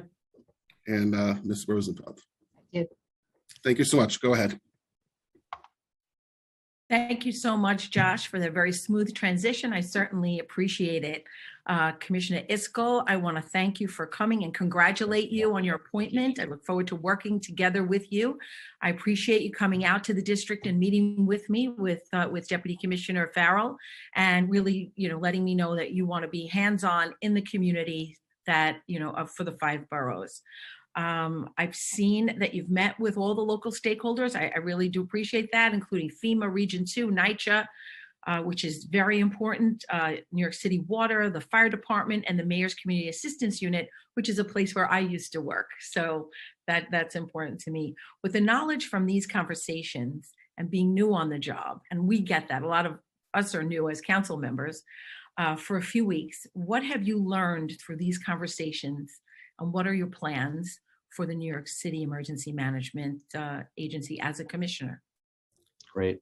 Good afternoon. Apologies, Chair. I'm sorry to interrupt here, but Commissioner, I'll just give you the opportunity to make your prepared testimony if you'd like. I'm sorry, I think that. Jump right in. Apologies there for not being clear, but yeah. No worries. And Chair, let me just say, any chance I have to come out to Lenny's Clam Bar, you got me. So I'm always in. You got it. Well, good afternoon, Chairperson Ariola and members of the Committee on Fire and Emergency Management. I'm Zach Iscol, Commissioner of New York City Emergency Management. I'm joined today by my first deputy, Commissioner Christina Farrell, and our Chief Financial Officer, Stacy Rosenfeld. Before I get started with my testimony, I do want to just take a moment and acknowledge the passing of Chris Esposito. She was the wife of former Commissioner Joe Esposito, one of my predecessors here in this office, who left enormous shoes to fill. Chris was a member of the Nysom family for many years. She was really beloved by all. When we got notice of her passing, you could feel it and hear it in this building. And her passing leaves a hole that will be impossible to fill. Our entire team mourns her loss, and we're sending Commissioner Esposito and his family our love, our prayers to him and his family during this difficult time. I've now been commissioner for not quite 3 weeks. And while this may be our first meeting for some of us, and perhaps even your first introduction to our agency, no doubt you're aware of this agency and the great work we do to ensure New Yorkers are prepared for emergencies and to assist them in recovering after their most difficult moments. New York City Emergency Management is responsible for preparing and educating people prior to emergencies and coordinating citywide emergency planning and response for all types and scales of emergencies, while completing mitigation projects that range from temporary flood protection measures to building stronger communities. From water main breaks to fires to coastal storms, global pandemics, we're the ones coordinating resources so agencies can fulfill their core missions during emergencies. Needless to say, it has been a very busy year. New York City Emergency Management has been fully activated for COVID-19 for more than 2 calendar years. That's the longest activation in our agency's history. Our emergency managers have literally been working around the clock, often for concurrent emergencies, fires, extreme heat and winter weather emergencies, the devastating flash flood emergency caused by Hurricane Ida.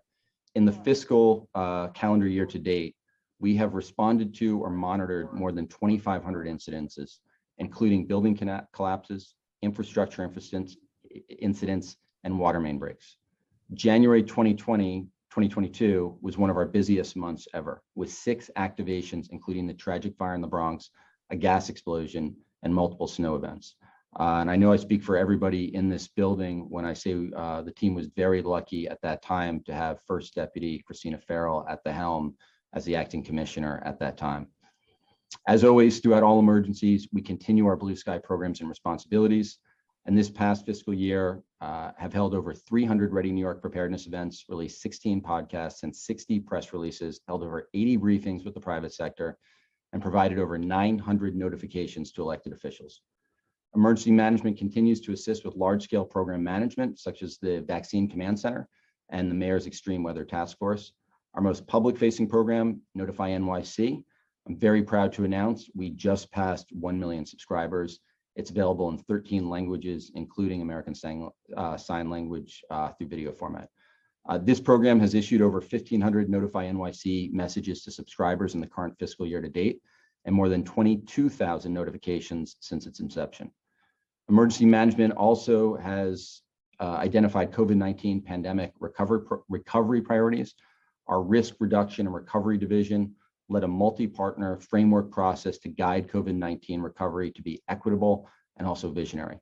The team tracked how the city was recovering along healthcare, housing, social community, economic, transportation, and infrastructure sectors, and to date has created and distributed over 61 recovery dashboards to decision makers.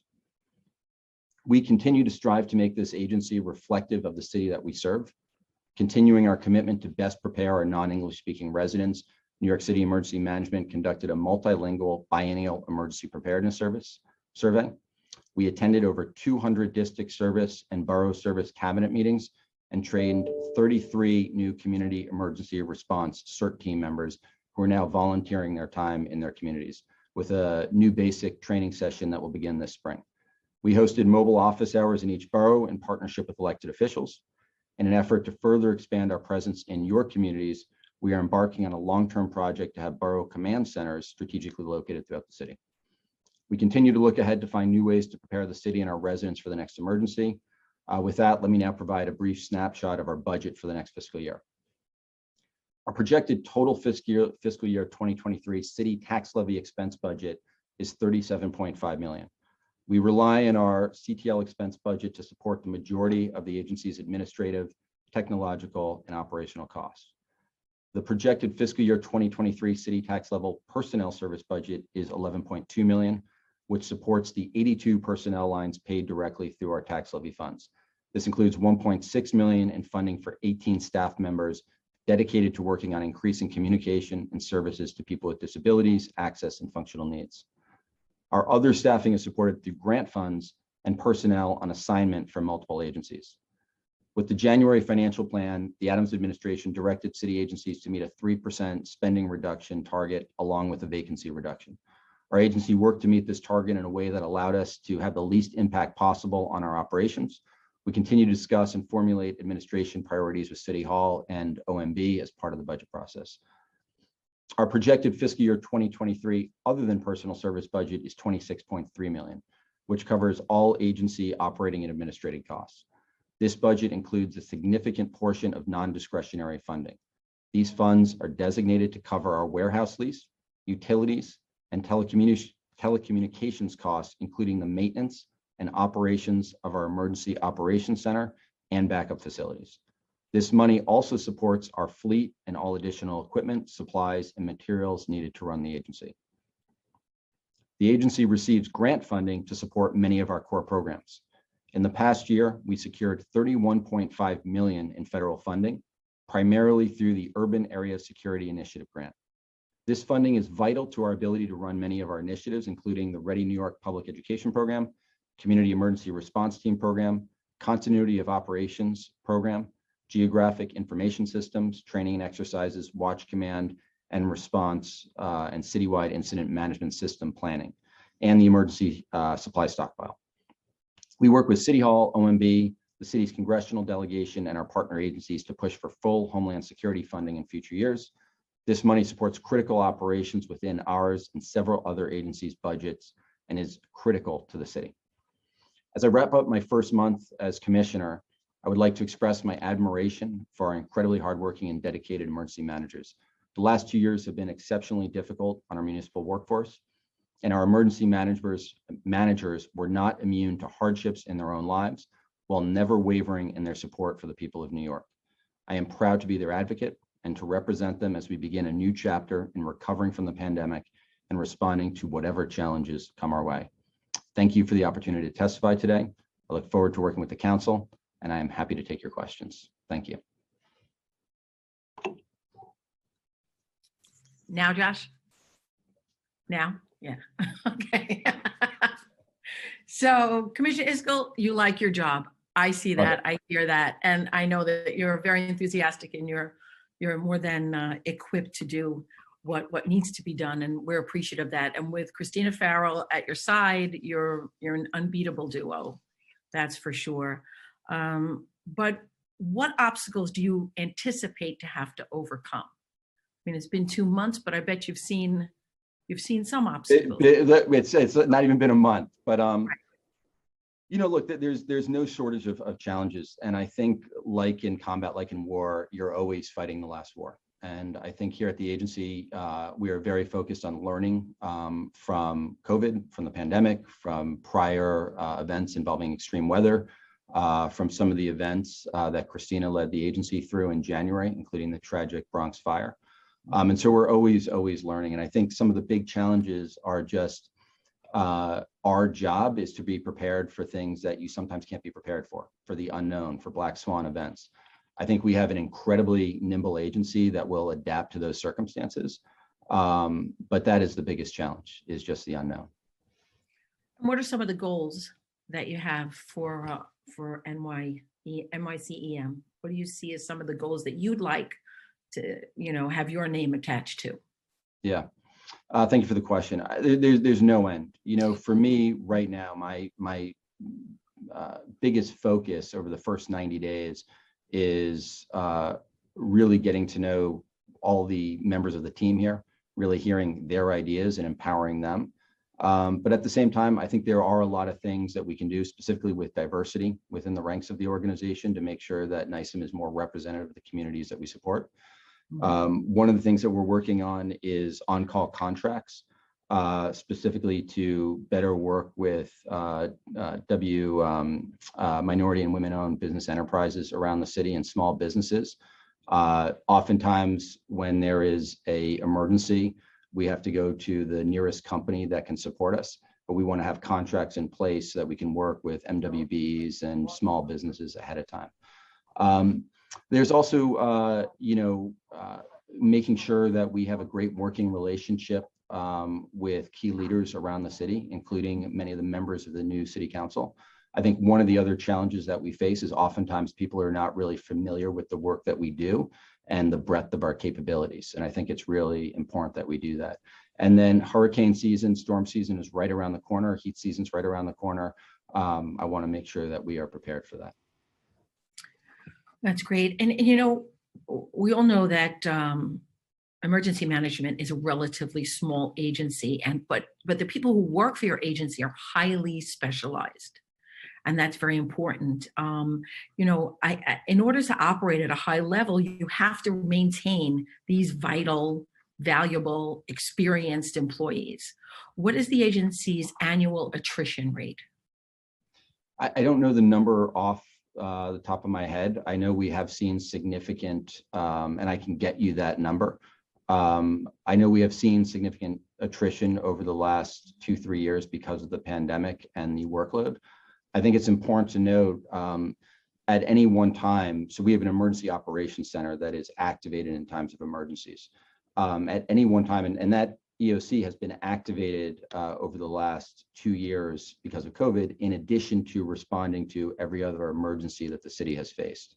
And I think there's been about 15 other activations over the last 133 days.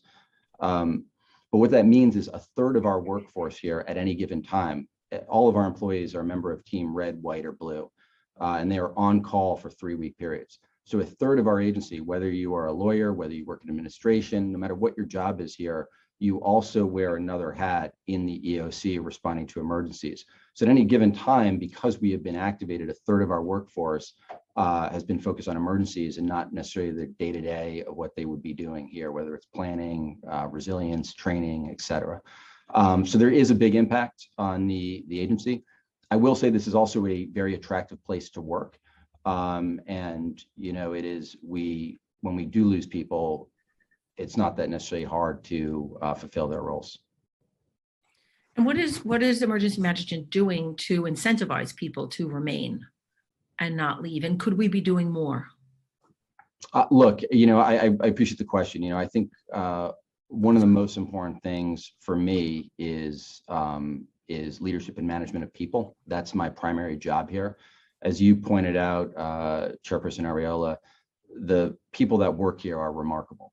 And they really are, and they are very, very good at their jobs. And it is my job to create the environment and the ecosystem for them to do their best work. That's what I've done throughout my career in business, in the Marine Corps, in nonprofits, responding to natural disasters. And there's no shortage of ways. You know, I think people always reflexively go to paying people more. That never hurts. At the same time, this building is filled with people who are dedicated public servants, and they really are inspired and moved by being able to get out there into their communities and do more work.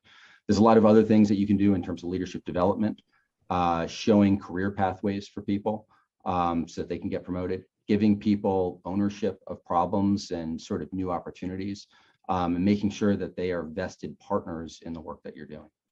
Right. I couldn't agree more. You had mentioned earlier about coastal storms, and we are heading into hurricane season. Over the past decade, we have had some serious hurricanes and coastal storms impact the city. And in particular, our coastal and low-lying communities, we're still recovering. I happen to live in one of those communities that is still recovering from hurricanes Irene and Sandy, which were in 2011 and 2012. As we saw Hurricane Ida last summer, storms are bringing great deals of water quickly, and we need to make sure all communities are informed about upcoming emergencies. And that was an inland area, so that was surprising that it was so devastating, and it was devastating, and lives were lost. What is emergency management doing to increase communication in coastal and low-lying areas, communities? Great question. Thank you. So, I mean, that was one of the biggest lessons from Ida in particular. And you can never do enough to prepare. I think you have to activate early. And those investments also, sometimes people are worried, decision makers are worried about the cost of activating early. They always end up saving you money and often, even more importantly, lives in the long run. So first off, you can always do more to prepare. We're always looking for ways through Ready New York, through our CERT program, to communicate with more folks. We are always looking for to increase the number of subscribers to Notify NYC. I would say the City Council is a critically important partner in that.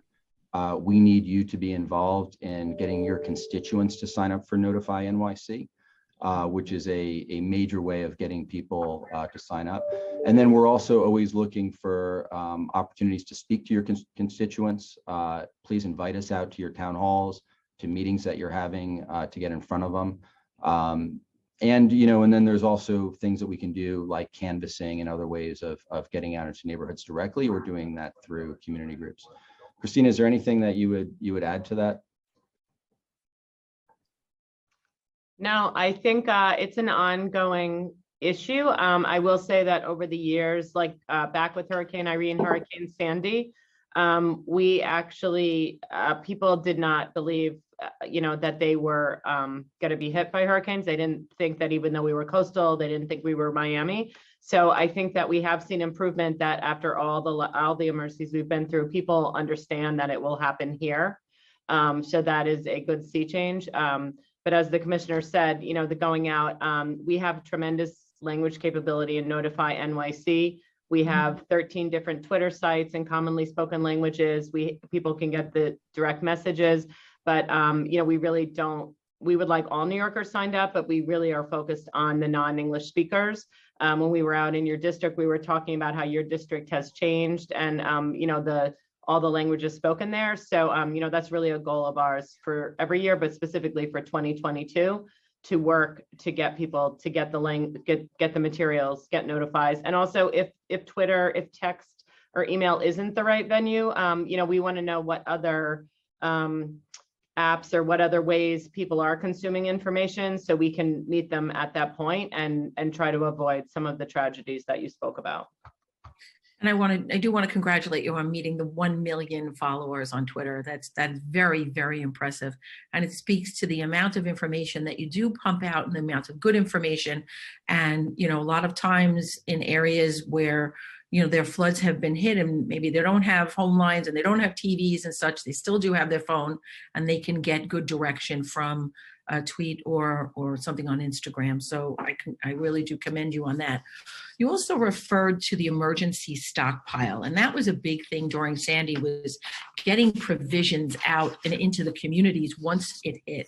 So previously, the department was involved in the upkeep and contents of the emergency stockpile. And the contents were designed to support life, safety, and hygiene for 70,000 people for 7 days.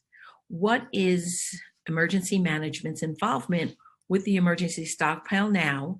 And how does emergency management rotate those items in the stockpile for expiration dates? And is the stockpile rotation federally funded? Thank you. So yes, there are elements of the stockpile that are federally funded and some that are city funded. We have a remarkable team that runs our logistics and manages our warehouse operations. You know, Chair Elliott, when we got together last week, one of the recommendations you had was inviting city council members to come out and tour our headquarters. I would encourage you to also come out and visit and tour the warehouse. And I think, Chair Elliott, what you had recommended was we try and get every city council member out here, specifically because so many of them are new to the council. And it's a great operation to see that operation, but they are constantly looking at expiration dates. We're going through that process right now with COVID test kits, for example, and to make sure that the things that we have are not expired and are up to date. Okay, you spoke about community outreach, and being a former civic leader, I would have, you know, it was OEM at the time, come out and speak at the Civic Association meetings. And I think that strengthening communities was an initiative that New York City Emergency Management kicked off in November of 2021. And it included plans to partner with up to 70 community-based organizations each year to increase emergency management's community involvement. By collaborating with CBOs, they would be able to better reach communities and send funding for emergency plans, access community emergency networks, assist with communications, gather information, and help with feeding operations and more. The program has a remaining budget of $750,000 in fiscal 2022 and $4.15 million in fiscal 2023. Since the program began this year, can you discuss some of the work that emergency management has accomplished in this fiscal year? Yeah, Christina, do you want to dive into that?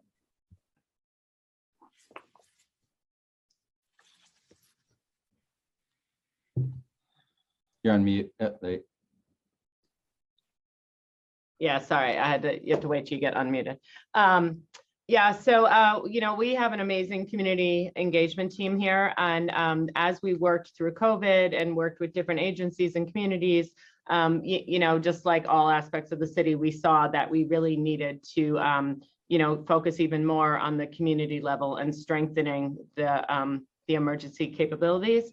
So with a very quick turnaround, we were able to engage 9 networks across the city and give them some seed money and start working with them. As you referenced, we have some additional money. Now we have an RFP that we put out, and we're seeking additional networks. And then as there's a big influx of money coming in November, we have some July. We have some staff lines, so we're hiring people to manage this. And then the goal is, with the council and with our existing partnerships with our CERT members, to have these community groups really across the city.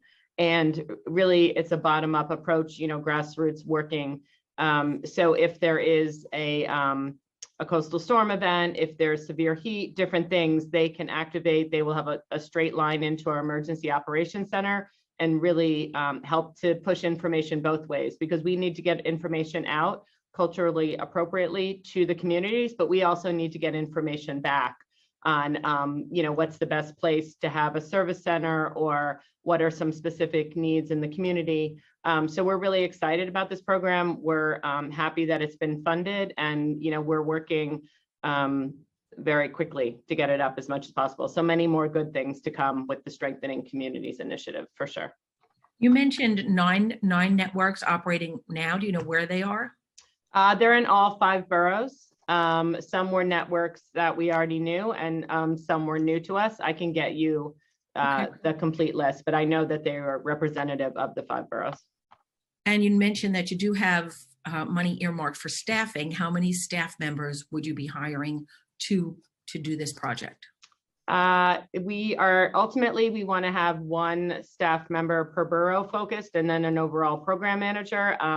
But we're coming in, I think we're going to hire 3 people to start, get them up to speed, get the networks in, because the great thing about this program is once we get the networks up and running, we're able to give maintenance money, because, it's not going to happen, that they need money to be supported. So we're just tiering it up, but ultimately we would like to have 6 people, a program manager, and 1 person for each borough.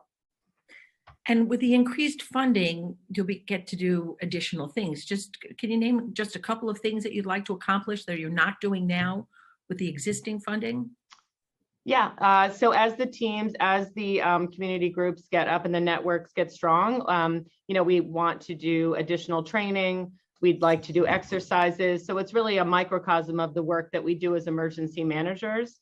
We'd like to look at other initiatives across the city, because obviously the definition of emergency is broad, and maybe bring in other groups, like bring in a youth component, or bring in, some community piece that may take a little more time. And like any of these good initiatives, just like our longstanding CERT teams, no 2 networks are going to look the same. So a network on the South Shore of Staten Island and a network in Hunts Point, they're both going to be our networks, and they're going to have certain pieces, but they're going to, look very different. And that's really the strength of this program, if you will, that, it's not a cookie cutter approach. It's not us saying this is what your network should look like. It's us working to identify what's strong in those communities already, and what they can bring to the table. And I would just add to that, Christina said it all, but there's when you think about there's certain principles that we can train those networks in terms of emergency management and participation and readiness.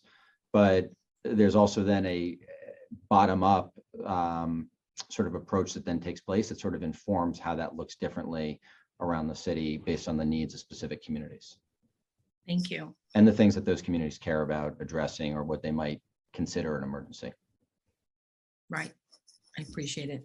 So, and people with disabilities are very important, especially if we don't have electricity and they're on life-saving oxygen and such. And the New York City Emergency Management section of the preliminary Mayor's Management Report begins with an emphasis that emergency management is focusing on equity through programs and activities to address needs of the city's diverse communities. What steps is emergency management taking in this area? So a lot. Number one, when you look at Notify NYC messages, making sure that, we include things like American Sign Language. When we are, our evacuation plans, making sure that we have shelters that are specifically set up for folks with functional needs. We're currently working on creating specific networks around the city to make sure our elderly population, people with disabilities, people with functional needs, are able to get the information they need in a time of an emergency, whether it's a fire, hazmat incident, you name it. We're trying to involve the private sector in some of those conversations because they can be very effective if you're a building owner and alerting people that live in your building, as opposed to trying to do an on-the-ground canvassing. So I think across sort of the spectrum of the life cycle, whether it's preparedness, mitigation, response, or recovery, making sure that we are working for that community is critically important. And I'd add making sure that some of the folks that we're hiring are representative of those communities. That's very important. So how much funding is dedicated toward this program? Stacy, do you have the specific number?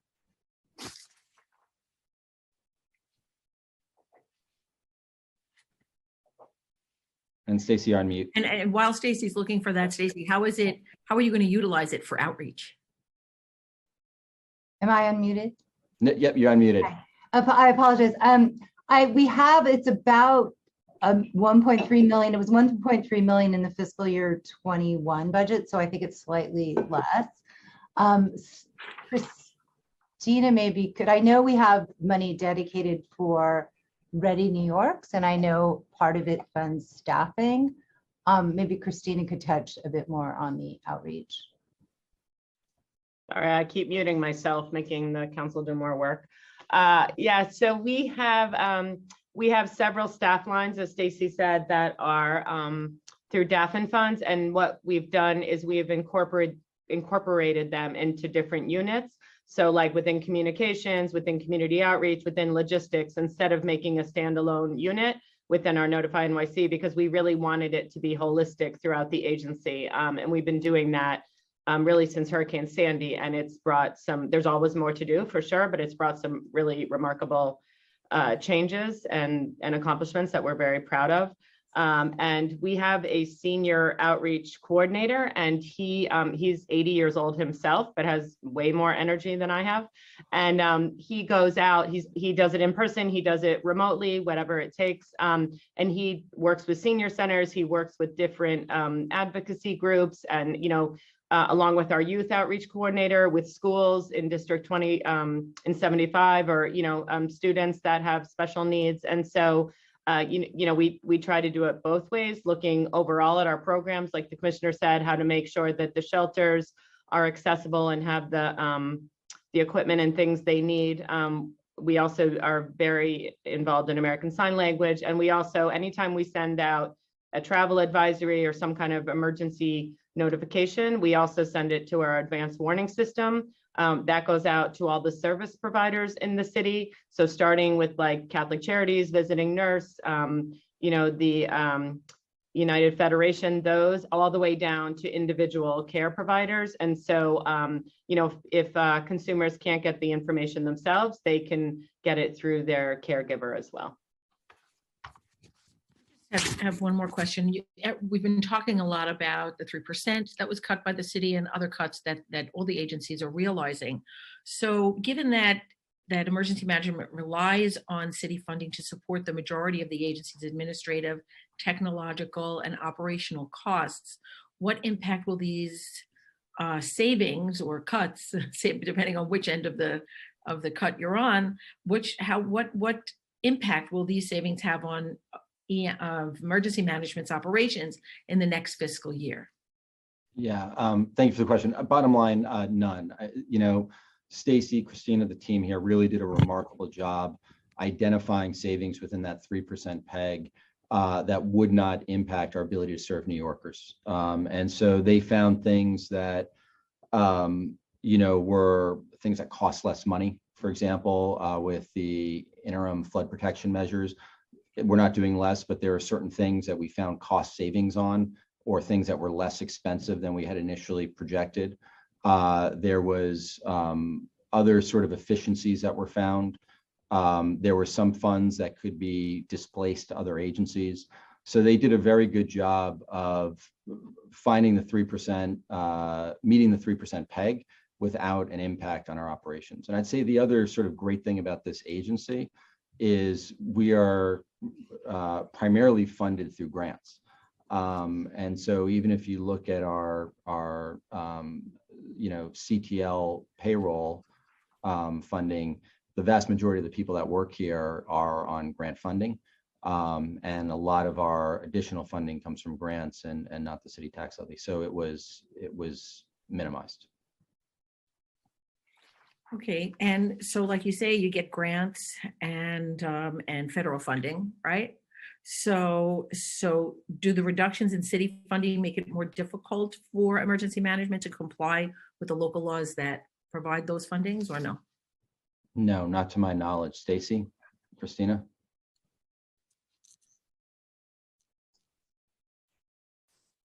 No, sorry, I should just stay Okay. unmuted. No, there's no impact at all.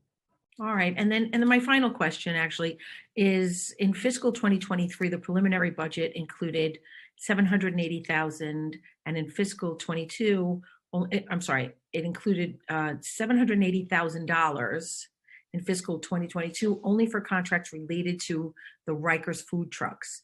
Can you please provide more detail on this funding, including if it is city funded and if the true spending amount will be $780,000? Stacy, Christina, I'm not familiar with the Rikers food trucks. I could take that one. Post Ida, there was a enormous initiative to make sure there was food accessible throughout the city, and part of that was accomplished through putting food trucks in impacted areas. There was also a request for us to have some food trucks out at Rikers Island to support the staffing there. It was a very short-term operation until corrections actually picked it up. We sometimes are used for contracts that are very short. Sometimes we have a contract in place, or we have the ability to do something kind of a one-time stopgap measure. So that's what that was. It was short-term one-time funding because we already had a vendor operating until corrections could pick it up. And I do believe that was the actual amount. Okay, great. Thank you. Thank you very much. Josh? Thank you, everyone. Any council members have questions, please use the Zoom raise hand function. I see that we're joined by Council Member Gennaro as well. But if that's it, I think we can move on to the public testimony now. Okay. All right. Thank you all so much. It's great to be with you today. Chair Ariola, thank you for your questions. Cool. Excellent. Thanks, everyone. So now we'll be moving on to the public testimony section of today's hearing. To start, we have Oren Barzilay from the EMS Union Local 2507. So after Oren, I believe Michael Greco is also signed up to testify, who should also be representing that union. So Oren, you may go ahead. Starting time. Good afternoon. Can you hear me? We hear you. Thank you. Good afternoon, Speaker, chairpersons, and committee honorable council members. My name is Oren Barzilay. I'm a 25-year veteran of FDNY EMS, and I am the president of Local 2507. I am here today to speak on behalf of more than 4,000 uniformed FDNY MPs, paramedics, and fire inspectors. We are New York's frontline medical first responders. Yet, for years, our union leadership and members have asked, begged, and pleaded for enhanced resources required to do our job more effectively. Number one, as medical first responders of the FDNY, and number two, as the city's fire safety inspectors, whose job is to ensure building fire safety. Instead of getting the resources we need, we have been receiving constant lip service instead. My message today, New York City leaders must stop starving EMS of resources. If you grew up in a big family, you'll understand what it's like having nothing but hand-me-downs.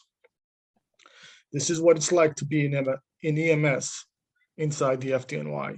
For example, the city long ago committed to building 70 EMS stations in strategic neighborhoods across the city.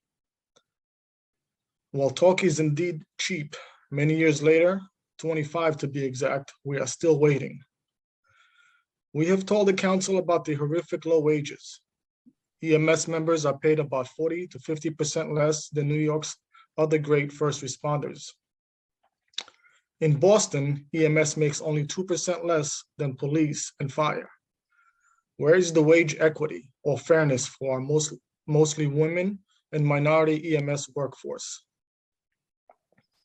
Our FDNY EMTs and paramedics answers about 80% of all FDNY's 911 emergencies. Yet our operating budget is not commensurate. Those poverty wages and truly difficult work condition result in EMS losing an average 30% of new hires within the 3 years and 50% in 5 years. Look at it in another way. The city of New York spends a fortune training EMS medical professionals and pays them so little that they leave in droves for jobs in other cities with private companies easily making 20 to 30,000 more per year. Without a doubt, FDNY EMS is the undernourished side of the FDNY. Since the merger 26 years ago, there has been a systemic lack of reinvestment in our people and the tools needed to do our job. EMS members citywide often must idle in their vehicles on street corners in the dead cold of winter or hottest days of summer. What EMS stations we do have are either so old and decrepit or they are overfilled with staff. Translation, we completely lack for a safe workplace. In the Bronx, Station 17, which is so decrepit that its floor is held up by dozens of floor jacks hidden in the basement. Without those, the building would collapse. Mayor de Blasio even did a dog and pony show 5 years ago to spotlight how bad and dangerous it was. That administration made a commitment to fixing it. After the photo op was done, the will went away. Nothing has been fixed and nothing has changed. It's the same story over and over again. EMS stations overcrowding in another serious problem. Stations meant to serve 50 to 60 people have over 100 crowded in. Several stations in the Bronx to have 10, 11 EMS units working from them have now 20 crammed in. Even before the pandemic, the Bronx was the busiest borough for 911 emergency calls. And we were told to expect to have 6 new EMS stations. Guess what? While EMS 911 call volume soar, not a single new station in-house in the pipeline. If you hear otherwise, it's likely more lip service. In fact, the Bronx is so starved of EMS resources that one entire station from Queens, the Queens Tactical Response Group, is dispatched each and every day over the bridge just to keep up with the soaring level of medical emergencies in the Bronx. But that trend is truly citywide. Far Rockaway, Queens, we have just 1 EMS station and 1 hospital to serve the entire peninsula and those communities around it. To compensate, EMS is always borrowing units from the mainland. And despite more and more people being this serious of having to the Rockaways, the city is not investing what is needed to address growing population. The refusal to add more EMS stations mean lack of rapid response times citywide. Because we are perceived as a second-class workforce within the firefighting agency, whenever a firehouse has become too old for the firefighters, we get the hand-me-downs. The dedicated women and men of EMS and the citizens we are sworn to protect deserve better working conditions than we have been subject to. It's time to make the FDNY EMS more central to the strategic planning and budgeting of the greatest fire department in the world. But perhaps it's time to evolve that thinking to also consider the truly great work of our EMTs, paramedics, and fire inspectors. Thank you for hearing me out. This is my testimony. If I'm allowed, I have some things I would like to speak of regarding what the previous speakers said. Yes, please do. 1 second, I'm sorry. So the department testified on a few items that are quite frankly alarming. What they did not say to this committee is that on April 3rd, there will be a reduction of units in communities receiving EMS response. Numerous ambulances will be pulled out of the system and completely deleted. Many neighborhoods in the Bronx and across the city. They speak about vehicle maintenance. We have dozens of crew members sitting around the stations each and every day because there's no ambulances available for them to be placed on. The department talks about a peer support counseling service unit, which is a well-known fact, is not designed for EMS. It is a program established for firefighters. While they too deserve to be treated with mental health, our members are neglected.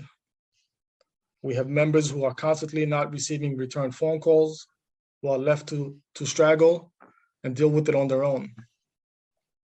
We have been begging the department for years for additional counselors and better mental health for our people. Our members are exposed to mental health issues on a daily basis. The tragedies, the assaults, the violence they see has caused 3 of our members to take their life in the past 2 years. It is only then they decided to activate and engage in a peer support program that does nothing for our members. Our members need professional help. Assaults. 1 week from today will be 5 years since the death and killing of Yadira Arroyo. The killer is yet to be brought on to trial. Not yet has anyone who assaulted a member of FDNY EMS has been charged with a felony. All the assaults that our members are exposed to are being brought and dropped down to either a misdemeanor or a desk appearance ticket. The department does nothing to protect our men and women. I appreciate Councilmember Holden for suggesting our men and women may be supplied with mace to protect themselves. When we brought that suggestion, that was not acceptable. But it's okay for our men and women to be sent to the hospital with broken noses, broken arms, broken legs for being constantly assaulted, being placed on 30-day cocktail that makes our members sick because of the strong antibiotics they're being placed on after being spit on. The computer-aided dispatch system is a joke. Every child on his cell phone has a GPS application applied to it. Our members have to use their own personal cell phones to get to sites. Our CAT system they have invested millions of dollars in it, and it still doesn't give them the way how to get to a call. Our academy, I ask all of you to take a day and come see our EMS academy. It is so overstaffed. Correction, it is so short-staffed. And the facility is so small that we have to rent buildings now to train our people. There is no room to continue education of our men and women. They're constantly canceling classes or rescheduling classes because we can't keep up.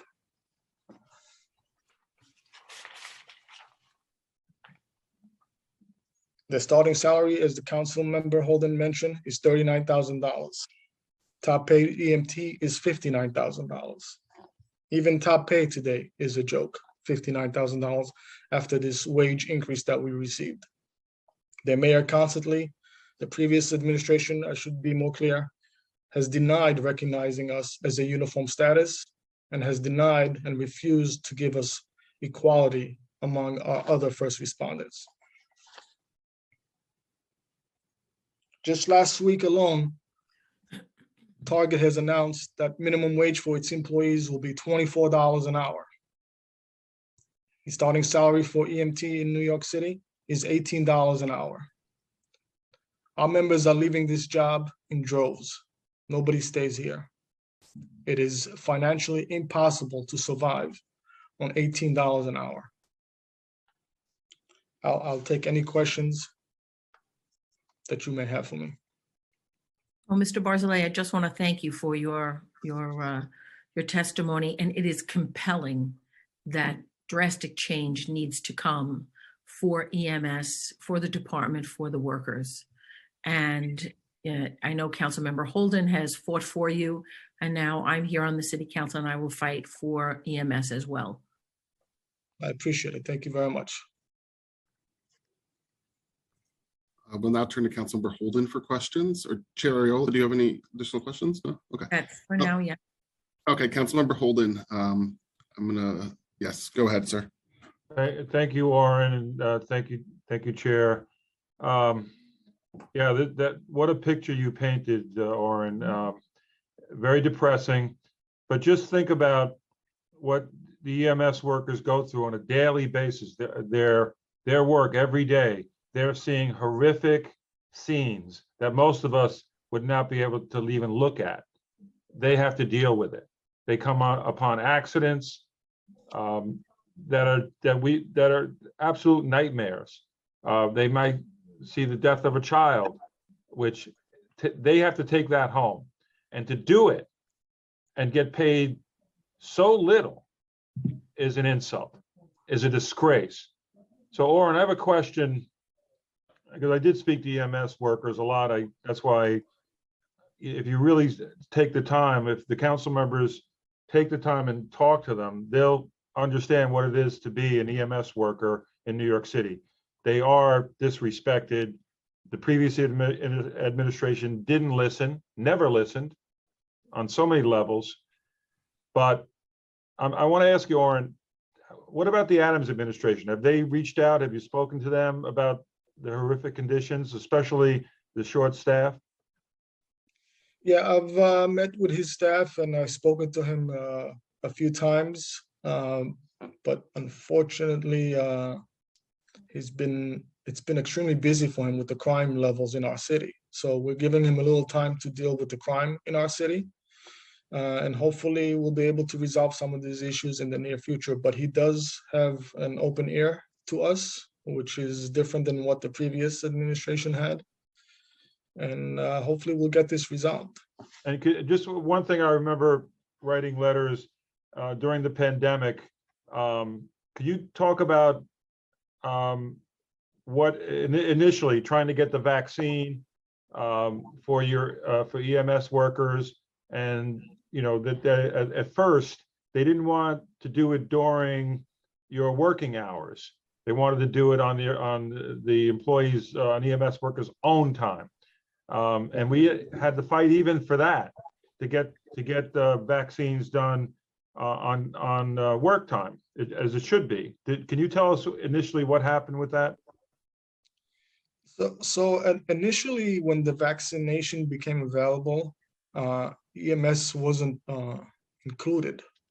We had to contact the state and plead with them to include EMS in the first round. So it still had to be done on your own time.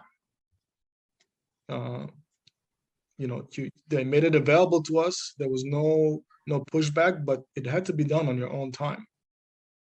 And speaking about your own time, when our members are exposed to PTSD, unlike other agencies, and our PTSD is tenfold than any other first responders, we have to use our own sick leave time.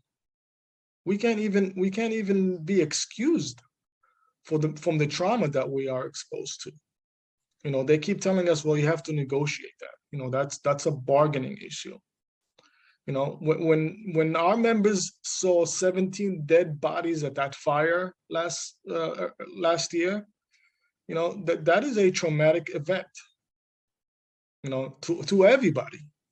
And for us not to be able to decompress is bizarre in a day and age where we know that PTSD is real. And especially when you see the bodies, and then many of them children. Correct. You never lose that image, Yeah. and it stays with you, and it takes its toll on you. And the fact that they're not putting the resources into post-traumatic stress is another disgrace. So we have our work to do in the council. I'll stand by you. I know the chair will also, because we believe in the work that EMS workers do on a daily basis, and they were out there on the front lines during the pandemic, and were not treated well by the previous administration. So we're going to work hard on this, but thank you, Oren, for unbelievable testimony. But you heard today from the fire department, essentially leadership saying it's a collective bargaining thing. So I think the FDNY leadership has to stand by you, and certainly EMS workers. Thank you, Warren. Thank you, sir. Thank you. Thank you. We will now hear from Michael Greco, followed by Michael Reardon. Mr. Greco, you may begin when ready. Good afternoon, everybody. Good afternoon, Chair, Council members. Thank you very much for allowing me to speak. My name is Michael Greco. I'm the Vice President of Local 2507. So I've been working with Oren for many years regarding the issue of the inequities that face EMS. And my whole testimony today was really just about rebutting some of the budgetary items that they put in. And hearing Oren's testimony and understanding that you all understand our plight, I want to point to some things in the budget that just we need a fundamental shift on how EMS is viewed. When this pandemic hit, I testified in front of the Health and Hospital Committee, March 5th, 2020. This was right before this turned into a pandemic and the city shut down. And I sounded alarm bells of how bad EMS is going to be if we increase the call volume by just 500 to 1,000 calls. And you saw what happened. EMS basically needed a rescue of our own. 500 members from across the country had to come just to help bail us out. Then you think we learned from our mistakes. Now the Omicron wave hits and we have to bring more people in. That was a year and a half. It's recent memory, and we still need people to come in. We're talking about crime coming up right now. We're talking about fires at an all-time, well, not an all-time, but a very rampant increase. Did we call mutual aid to help us deal with the police surge that is needed? No, we staffed them to a proper level to increase this.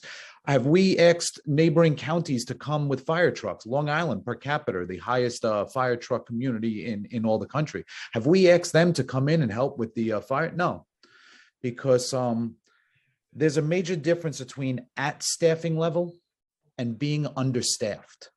We can still be at staffing level and be horribly understaffed. And that's what EMS is. We are systematically understaffed. Very few people understand the nuances behind an ambulance sitting on their corner. A firehouse is open 24 hours a day. Nobody knocks in, oh, I'm sorry, between the hours of 11 at night and 9 in the morning, oh, we don't run.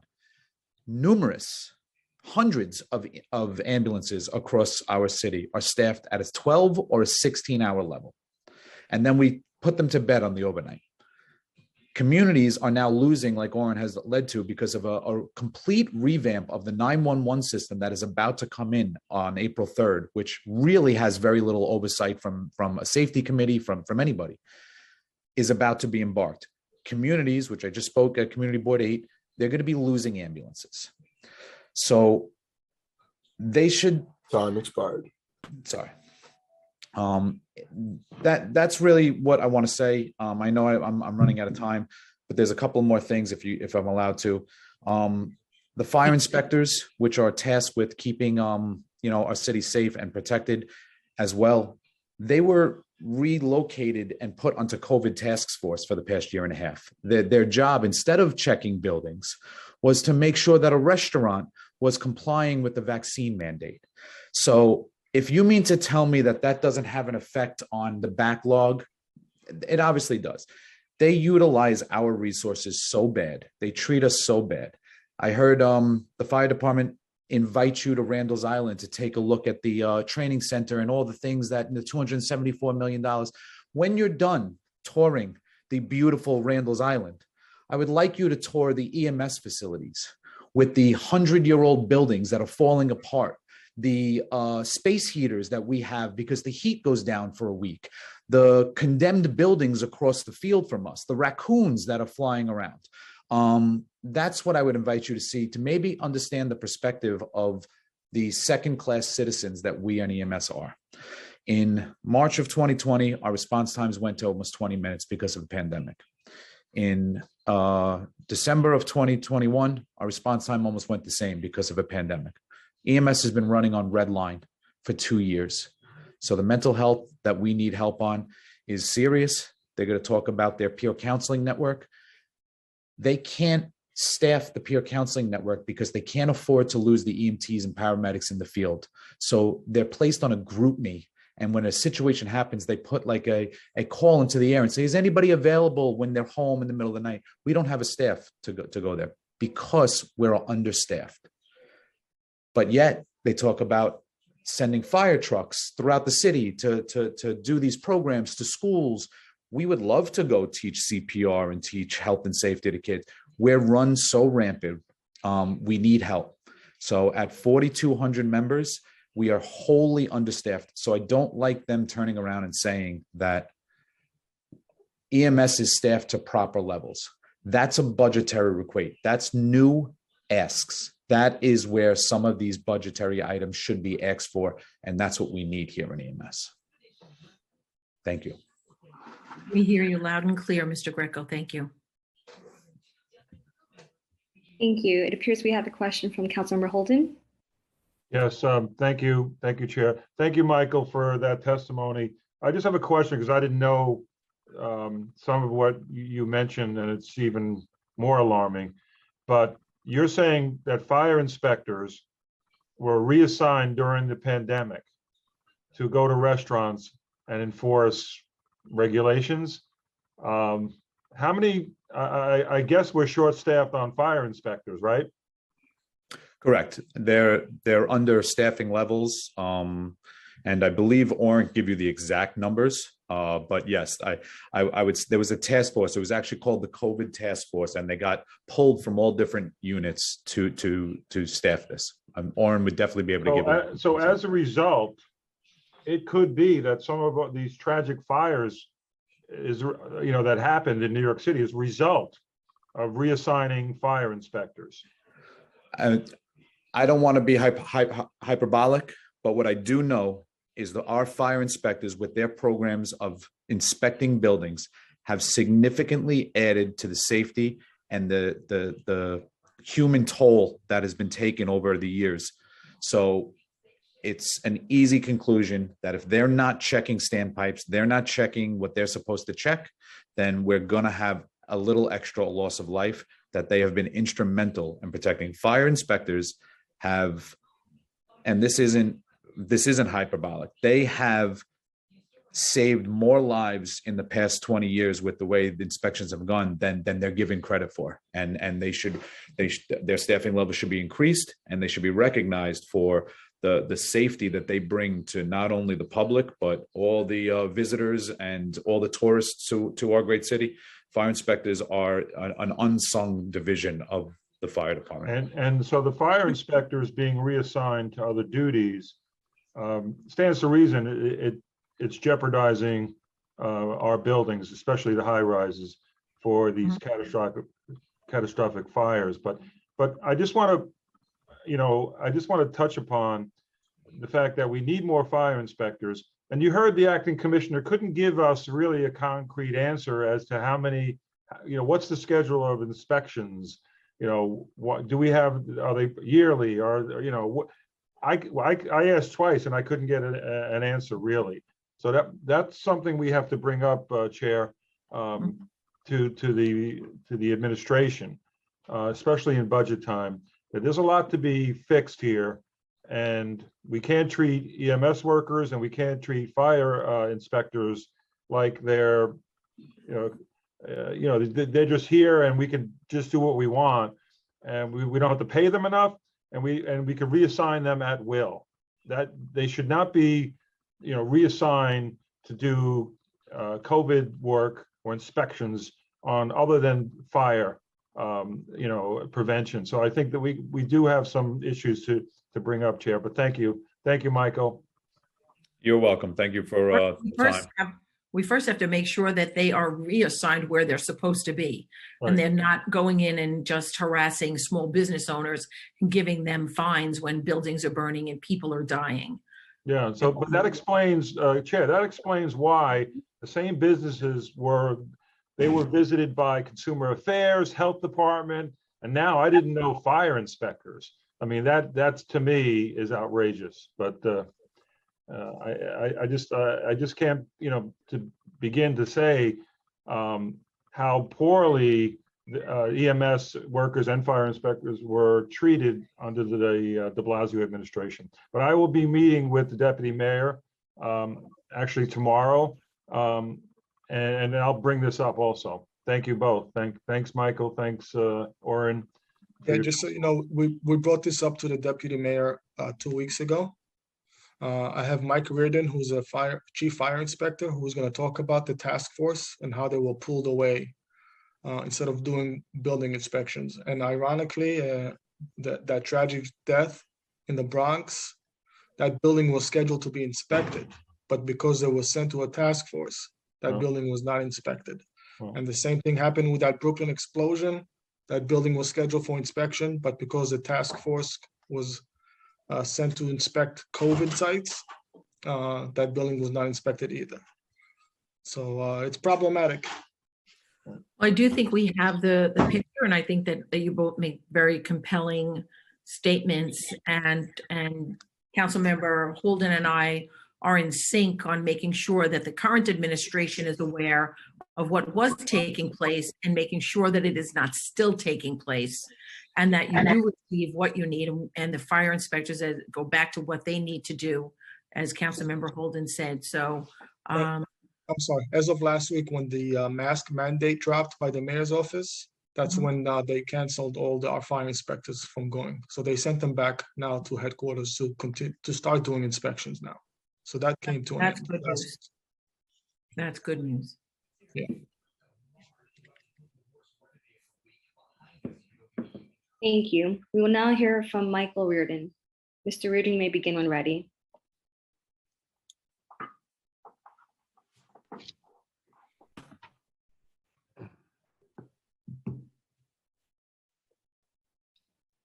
Mr. Reardon, you've been unmuted. You may begin when ready. Okay. Can you hear me now? Yes. Just want to be sure. Okay, my name is Michael Reardon. I'm a deputy chief in the Bureau of Fire Prevention. I've been on the job for 40 years. I sit on the executive board, 2507 EMT, paramedics, and fire inspectors. I would like to thank City Council members for allowing me to speak on behalf of my brothers and sisters in the Bureau of Fire Prevention.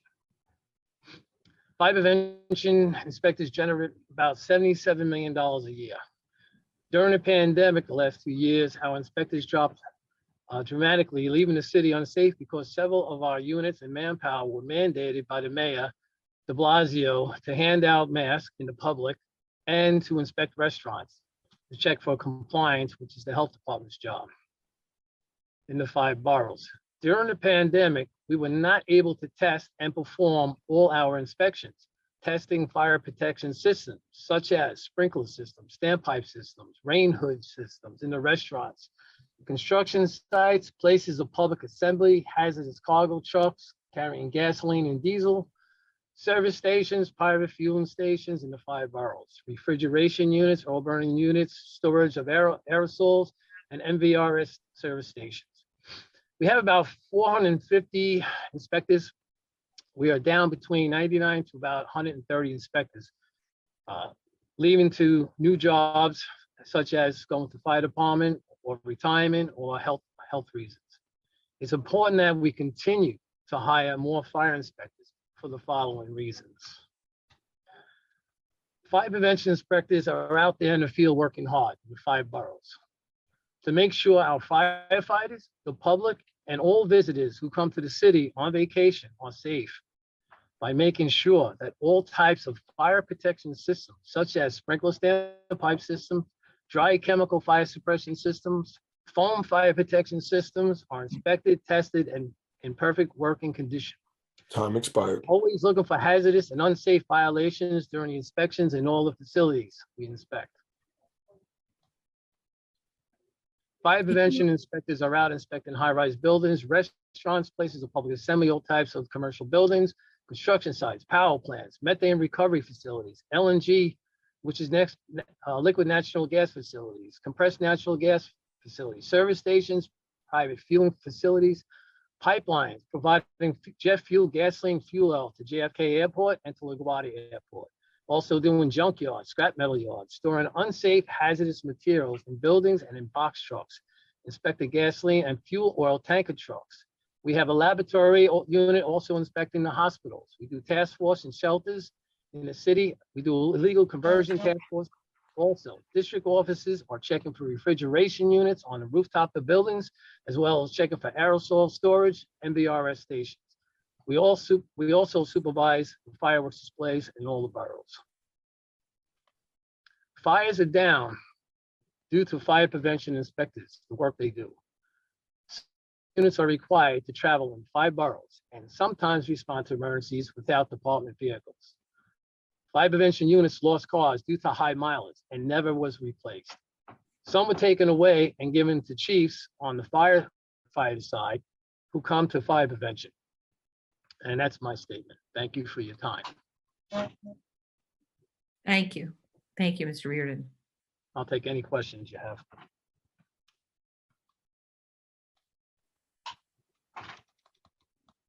I don't have a question, but I just want to further the statement that said, we really do hear you loud and clear, and we know that we have a lot of work to do on your behalf. And you really do have partners in us. And that's why, you'll see we remained.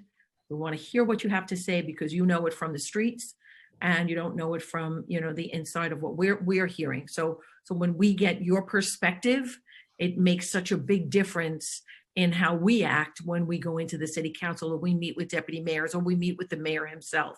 And there are so many things that need to be changed from the previous administration to now. And I think that we do have a mayor that is listening. So we're in a very good position, but I don't know if any of my other colleagues have any other questions or statements to make. Yes, Chair, may I? Yes, of course. Okay. Thank you, Chief, for that testimony. Just a question on the numbers. You said there's 450 fire inspectors? Correct. Okay, during the COVID, how many were reassigned to check on restaurants and other businesses? About 90. So about 90 of them. Units. A sprinkler standpipe unit, which tests all the sprinkler systems and standpipe systems in the buildings. And our range hood unit, which does all the restaurants. Cargo and tank, all the ones they named. It would downsize to the point that some units were unable to do all the inspections they needed to do. So there. The whole pandemic, fire prevention never stopped working. Okay, Manpower. All right, well, can you come up with a number of how many inspections were actually done during the COVID because of the reassignment? Were we down by half or 3/4? Because that's a very important number because of the horrific fires.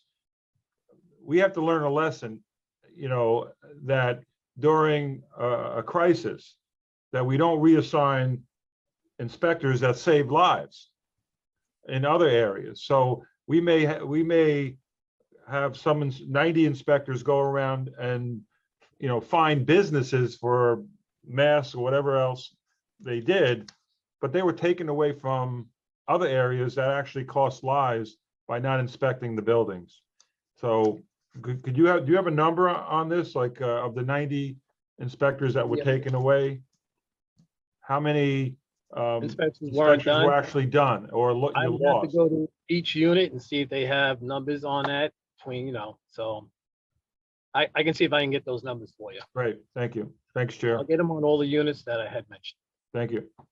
Let's just take into consideration that it is unconscionable that fire inspectors that have such an important job that really prevents the loss of life would be utilized to hand out masks.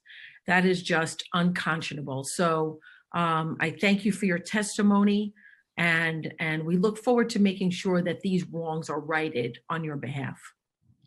I thank you for listening to me today. I appreciate it. Thank you for enlightening us. Thank you. If there's any member of the public that has not yet had an opportunity to testify, please use the raise hand function in Zoom now, and I'll call on you to speak. Seeing no hands raised in Zoom, that completes the public portion, Chair. Thank you. I just want to thank everyone for coming on. I want to thank all of you that testified, Oren and Michael Reardon, for your compelling testimony that was really eye-opening and enlightening. My colleagues in government, thank you for waiting it out to the very end to make sure that you heard everything that needed to be done. I want to thank our committee once again for their hard work, our financial analyst, Jack Kern, our unit head, Isha Wright, our committee counsel, Josh Kingsley, our political analyst, Will Hongash, and my chief of staff, Phyllis Cirillo, who really keeps me on course. So I look forward to the next hearing. I hope that we can have answers for you prior to the next hearing. We will work hard to make sure we can address many, if not all, of the issues that you have brought to light, because they are issues that need to be addressed. Because as I said, if you're not able to do your job because you're reassigned, or you don't have the ability because you're sick and you don't, or someone is having PTSD and not being taken care of, or you're being excluded from vaccinations, all of that reflects on us and the way we represent you. And so that we just cannot have. What was in the last administration, we all know, was nothing short of an abomination. And we're hoping that in this administration, and I am very encouraged that we will see all of those policies reversed and that EMS will start to get the recognition that they deserve. I come from a background from a hospital network, and I saw how very hard our EMS workers were working through the COVID while we were all locked behind doors. You guys were out there not knowing at the time what the risks were. And for that, I applaud you and I thank you. And I know that lives were lost from your divisions because of that. So if there's nothing else, I will bang the gavel 3 times and call an end to the hearing. Thank you so much.